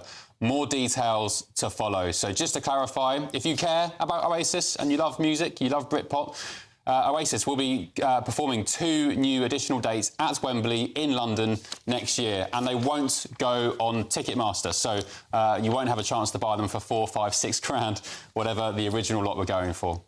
Well, another box office show is coming up tonight, and it's, of course, Jubes & Co, and Jubes, of course, joins me now. Jubes, what's in your box of tricks for tonight? Hello, yeah, of course, we'll be leading on Grenfell, and I've got a Labour Housing Minister joining me down the line, so I'm fascinated to know what the viewers want me to put to her. It's really an immersive topic, awful, devastating, very damning report, of course, that's been announced today, so I want to look at that. I also want to look at pensions more more broadly, how much people need to retire these days, whether the triple lock is the right position. One of my panellists says that the triple lock shouldn't even be a thing anymore. So there's all of that and lots more coming up at 6. Cracking. Look forward to it. Thanks, Jubes. OK, elsewhere, coming up on my show, not long to go until Jubes takes over, but reaction to PMQs today. So Keir Starmer, I mean, according to you guys online, gbnews.com/yoursay, Twitter and so on, you reckon Rishi Sunak absolutely skewered Sir Keir Starmer today. Starmer was saying he took the difficult decisions to stabilise the economy by taking away pensioners' fuel payments. Rishi Sunak says, well, hang on a minute, you chose to do that and gave billions to public sector pay workers, train drivers, doctors. Do you value train drivers already on 65k a year more than pensioners? Back in a tick. Good afternoon. Welcome to your latest GB News weather update brought to you from the Met Office. Some sunshine to come for some of us through the rest of the day, and out of the wind it's not feeling too bad, but for many of us a risk of showery outbreaks of rain through this evening. We're starting to see an easterly wind developing, particularly across parts of eastern Scotland, northeastern England, so that will drag in a bit more cloud, and with that northeasterly wind dragging showers down from the northwest through the Irish Sea, there's a risk of some showers across more southern areas of Wales, the west coast of England as well. We'll also see some rain intensify across the south coast of England, and there is a rain warning in force from around 9 o'clock this evening across southern areas all the way through until Friday evening. So it's the start of quite a wet period for southern areas through tonight. Further north, though, it is turning much drier, particularly across western areas of Scotland, where it will be a clear and pretty settled night, in fact. So temperatures will fall away into single figures. Not quite as cold as last night, but still a fairly chilly start. Lots of sunshine around first thing, though, across Northern Ireland. We could see this low cloud lingering across northeastern coasts of England, as well as the east coast of Scotland first thing. But it's across the south of England and southern areas of Wales where we'll see pulses of heavy rain through Thursday morning. And after some heavy rain overnight tonight, there could be some trouble on the road. So there is this weather warning in force. Please take a closer look at the Met Office website and app for more details on the warning. But the rain is likely to linger all through Thursday and into Friday. The best of the sunshine is going to be across Northern Ireland and Western Scotland, and here temperatures could climb up to 22 degrees. Northwestern areas of England could also see some of those temperatures into the 20s as well, but the east coast still seeing quite a lot of cloud that will drag in further through Thursday evening, with rain persisting across the south. And the story remains pretty similar all the way through Friday and into the weekend, with more wet weather to come in the south and plenty of dry weather in the northwest. The latest GB News travel. Good afternoon. Hello again to you. I'm Jules Buckley. Queues at the moment south of Preston around Bamber Bridge and Lostock Hall because the A6 London Way shut between Hennell Lane and Walton le Dale and the B5257 in Lostock Hall. That's due to a police incident. Now, the southbound M6 around Coventry struggling. Junction 3 to 2, there's a lane closure in place. Lane 1's out due to an accident. The queue's back to the Cawley services.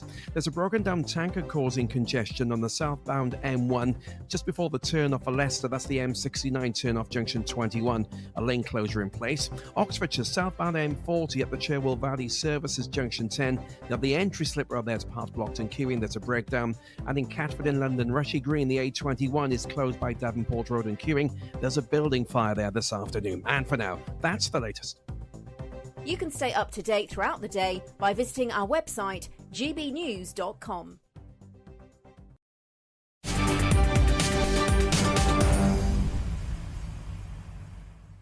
Good afternoon. Ben Leo with you on GB News this afternoon in replacement of Martin Daubney, who's covering for Patrick Christie's tonight from 9. Right, we move on. The Prime Minister says that he's taken hard decisions to stabilise the economy following backlash for cutting the winter fuel allowance and refusing to rule out certain tax rises in October. In his first PMQs back following the summer break, Sir Keir Starmer defended his policies as a result of the, quote, absolute chaos that his government inherited from the Tories. The Prime Minister wants to do what we have to do in relation to the winter fuel allowance, but we have to take the tough decision to stabilise our economy to ensure that we can grow it for the future. And as I've said, we are working hard on pension credit. We're allowing housing benefits, which they didn't do for years, and over 5 years, this projected increase of up to £1,000 for those on pensions. We are tough decisions that they done. Well, let's get the thoughts now of former Labour MP Dennis McShane, who joins me live. Good afternoon, Dennis. It's no surprise, is it, that Sir Keir Starmer's approval ratings are in the gutter? Gutter? Oh, I saw they were doing rather well as a party overall. I mean, I really don't track day by day so-called approval ratings. I hear good reports in a number of papers that the economic situation is stabilising now. Certainly he dealt very strongly with the riots, the right-wing racist violence, really stepped down hard and got applause from all over the world, given how big a problem that is. I just bide my time, wait for a few by-elections, and we're getting hysterical when we're just out of the silly season in press terms on any Prime Minister's ratings. Yeah, Dennis, can I interject? Sorry to be terribly rude. You said the economic situation is stabilising. What economic situation is that? It was a report in the Financial Times yesterday, I was reading, quoting a lot of business people, that they're confident that the general direction of travel of the country makes sense. It's got one international respect. I'm quoting them. Look, you have plenty of very highly qualified economists on all sides of the political spectrum who you can call upon, and I leave it to them to make things tell you what they think's going on. But this was certainly, I was pleasantly surprised, because you read about, a crony story or a portrait of Mrs. Thatcher on a wall, and you read it in the Daily Mail, the Daily Telegraph, and you'd think we're in a sort of permanent crisis of some third world state. And then you just go out onto the streets of London, enjoy the sun, see all the kids going back to school, and businesses doing reasonably well, and, let's wait and see. Well, Dennis, it might be, non-news, or people on this mums taking their kids to school might be oblivious to what Labour's getting up to. But for starters, the cronyism scandal is not just anything. They have appointed swathes of former aides, donors, politically linked staffers at Labour together to politically neutral civil service jobs. Let's tackle that first. You must admit that is not a nothing burger. Let's just say that the previous government in the last 2 years appointed nearly 200 of these. But you're meant to be doing better, Dennis. Forget the Tories, they're gone. You won. Dennis, you won the election. Forget the Tories. You can't keep saying, but the Tories did this. Labour are meant to be better. All right. I don't like whataboutery, but if you think there's any government in human history, British history, European, American history, that just comes in and says to civil servants, you're in charge now. We're not going to put anybody else in who's, as it were, from our perspective, who's a real expert, somebody who knows how to get things done from our point of view. That would be the first time in the history of any democracy that I know. OK, well, I mean, the point is Keir Starmer spent the entire election campaign, at least, going around pretending he's an angel, saying, this is the government of service for you, for Britain. I'm not going to take lectures from a bunch of corrupt Tories, but he's done the same thing when it comes to cronyism. Dennis, when you see Keir Starmer taking £14 million from Putin oligarchs like Boris Johnson did, or giving contracts for COVID, I don't think he did that. Again, God forbid COVID happens again to Tory donors, or some of the appointments to the House of Lords we've seen, when that's there, I completely agree with you. And I've argued for a long time, we need to get all financing out of private hands, and democracy should pay for democracy. But it's another debate, that. Yeah. You're talking, Dennis, you're talking about the Tories again. You need to, and Labour need to stop doing that, because the goodwill is going to evaporate. Talking about PMQs today, so Keir Starmer was skewered for taking the fuel allowance away from pensioners. And of course, it comes at a time when Angela Rayner's reported to be planning to take away the single-person discount for council tax. That, of course, will collar widows, amongst other people, students as well, not students, younger people as well. Has the Labour Party got a problem with pensioners, Dennis? I certainly think that it may well have. I'm worried about that. There's about 40 council elections happening now because so many councillors became MPs in that unbelievable Labour landslide. I still can't get over it, over 400 Labour MPs. As a result, the seats they vacated, there are now council by-elections going on. That will be a test. Yes, I'm not happy on this. Many Labour people on the left aren't happy. That was a big generous offer that Labour brought in of the winter fuel allowance. Doesn't matter to me. It doesn't matter to you. It doesn't matter to Nigel Farage. It doesn't matter to Sir Keir Starmer or to whoever the next Tory leader is. Well, my mum's not happy, I'll tell you that, Dennis. I can believe it. For a lot of people, it is a sensitive issue. I hope Labour's got it right. I'm putting a question mark over it. Yeah. OK, Dennis McShane, former Labour MP, thank you for joining me this afternoon. Up next, England football team. They're back in action for the first time without Gareth Southgate in charge. Hooray, I say. This weekend, the match kicks off. We get the thoughts of new boss Lee Carsley next. I'm Ben Leo on GB News, Britain's news channel.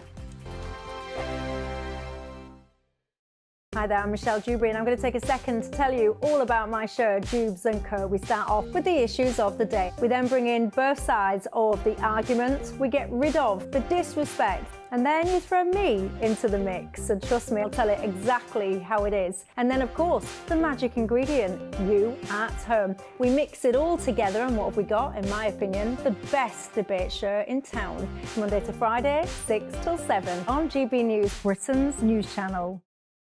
Nana Queer, weekends from 3 p.m. So, for the Great British Debate this hour, I'm asking, are non-crime hate incidents a breach of your human rights? It's crazy, isn't it? Freedom of speech is now on life support here, and we've had, in the last week alone, we've had Elon Musk being threatened. He's now out of Brazil with X. We've had the founder of Telegram basically being arrested, and he's been charged in France. We're not quite sure the circumstances why he was there, whether Macron invited him to the Olympics or whatever, but he's been arrested under several charges. And we've had all sorts of people who've been speaking out are basically being shut down. So it has to be freedom of thought. It has to be freedom of expression. It's one of our fundamental rights under the Human Rights Act of 1998. Article 10 gives you the right to express your opinion and also to air that publicly. It's basically, I say something that somebody doesn't like, so probably one of my monologues. Then somebody can then inform the police that I've upset them in some way. And then that goes on my record, so I now have a criminal record.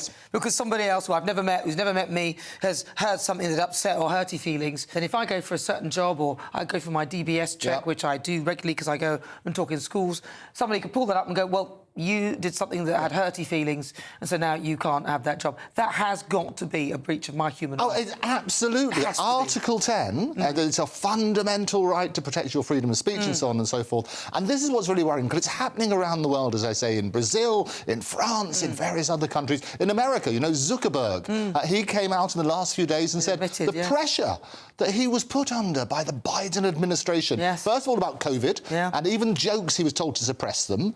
The other thing that he was saying about the Hunter Biden laptop. And he said he couldn't speak about that because they were telling him not to. And what he did, he had to fact check, and he turned around and said he regretted that, because the reality is you're working on that sort of basis.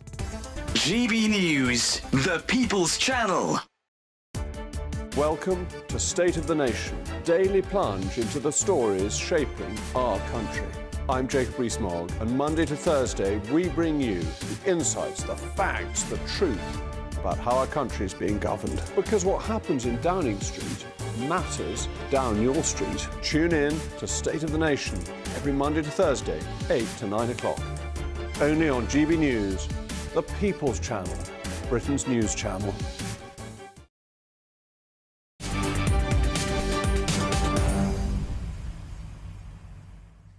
Welcome back. Ben Leo covering for Martin Daubney this afternoon. Moving on to something a bit more down my street now, sports. The football's back on this weekend. Cole Palmer, Ollie Watkins and Phil Foden, they've all withdrawn from the England squad for the Nations League fixtures. It comes as Lee Carsley takes charge of his first England training session in front of the cameras. Gareth Southgate, of course, left after the summer's Euros debacle. And that's ahead of their game against Ireland on Saturday. So how will England get on with an interim manager at the helm? And after life without Gareth Southgate? Let's get the latest with the sports journalist Ben Jacobs. Afternoon, Ben. Thanks for joining me. Lee Carsley's big first game in charge. Typically, I'd say I don't really care about the Nations League. It's kind of the international equivalent of the League Cup. Who cares? But important game for Lee Carsley. Yeah, very important. Let's not forget he might be a candidate to get the job permanently. So he'll be looking to impress, first up at the Aviva Stadium in Dublin, September the 7th. And then there's that game at Wembley Stadium. So 2 opportunities for Carsley against Ireland and Finland. And a young squad, very much putting his faith in some of the players that have come through at under-21 level. It's disappointing to lose somebody like Cole Palmer, but by the same token, this early in the season, players don't want to take any risks if they're carrying a little bit of a niggle. And as you say, Ollie Watkins is another one that has an opportunity to prove himself, whether under Carsley or a new boss. And then some young players and some new names coming into the side. Noni Madueke is a particularly interesting one because he started the season very strongly as far as Chelsea are concerned. And Tino Livramento, who is keeping Kieran Trippier out the Newcastle side. And now Trippier's retired from England international duty. And Livramento has got his first call up as well. So for a chance for some young players to show what they're made of, and maybe, just maybe, Carsley to get rid of that interim title if all goes according to plan, even if he's not necessarily the favourite to replace Gareth Southgate permanently at this stage. Yeah, well, you can imagine if he wins the Nations League, you know, fingers crossed, I'm sure he'll get the job. Any idea what Gareth Southgate is up to these days? Nothing at the moment. I mean, he's contracted until towards the end of the year with England. People will put 2 and 2 together and say if it doesn't work out for Eric Ten Hag, then Jim Ratcliffe knows Southgate well. He was a candidate if Ten Hag had gone last summer. So maybe there is a neat narrative that says Ten Hag's under pressure because you've got a free agent in Gareth Southgate who might be waiting and would be open to Manchester United. But at this stage, we've heard Manchester United officials say very clearly they're still backing Ten Hag. We wait and see whether that's a dreaded vote of confidence or the true reality. But Southgate no closer to his next job. But sources do say that he is keen to get back into club management sooner rather than later. Ben, do you think my desire, my fantasy of Arsene Wenger ever managing the England team will manifest in my lifetime? I don't think so, only because of the age and the fact that he's very invested at the bureaucratic level of FIFA rather than necessarily being dragged back into management. There was a brief period in time, actually, before Chelsea's parent company took over, where Strasbourg looked to try and bring him back, and he wasn't interested in a sentimental return. So I think he's going to stay above management and at senior level within the FIFA hierarchy. We're still maybe looking at the kind of names like Eddie Howe or Graham Potter, who could get an interview for this job. And you never know, there might be a surprise candidate. I don't think it's going to be Thomas Tuchel, even though he would welcome a move. I'm not so sure that Jose Mourinho will be factored in either. But someone like Pep Guardiola is, of course, very interesting simply because his contract expires at Manchester City in 2025. He hasn't yet signed a new deal. You've got those charges hovering as well. And it wouldn't remotely surprise me if he ends up being factored in, at least as far as the interview process is concerned. But right now, we don't have a singular candidate. We just have a series of names that may or may not get interviews. And we're going to have to be a little bit patient to find out who gets the job, including, of course, Lee Carsley as well. OK, Ben. Ben Jacobs, sports journalist with the latest on England and playing Ireland on Saturday night, of course. Thank you very much.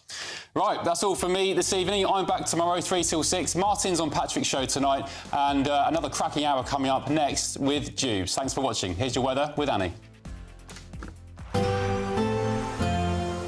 A brighter outlook with Box Solar, sponsors of weather on GB News.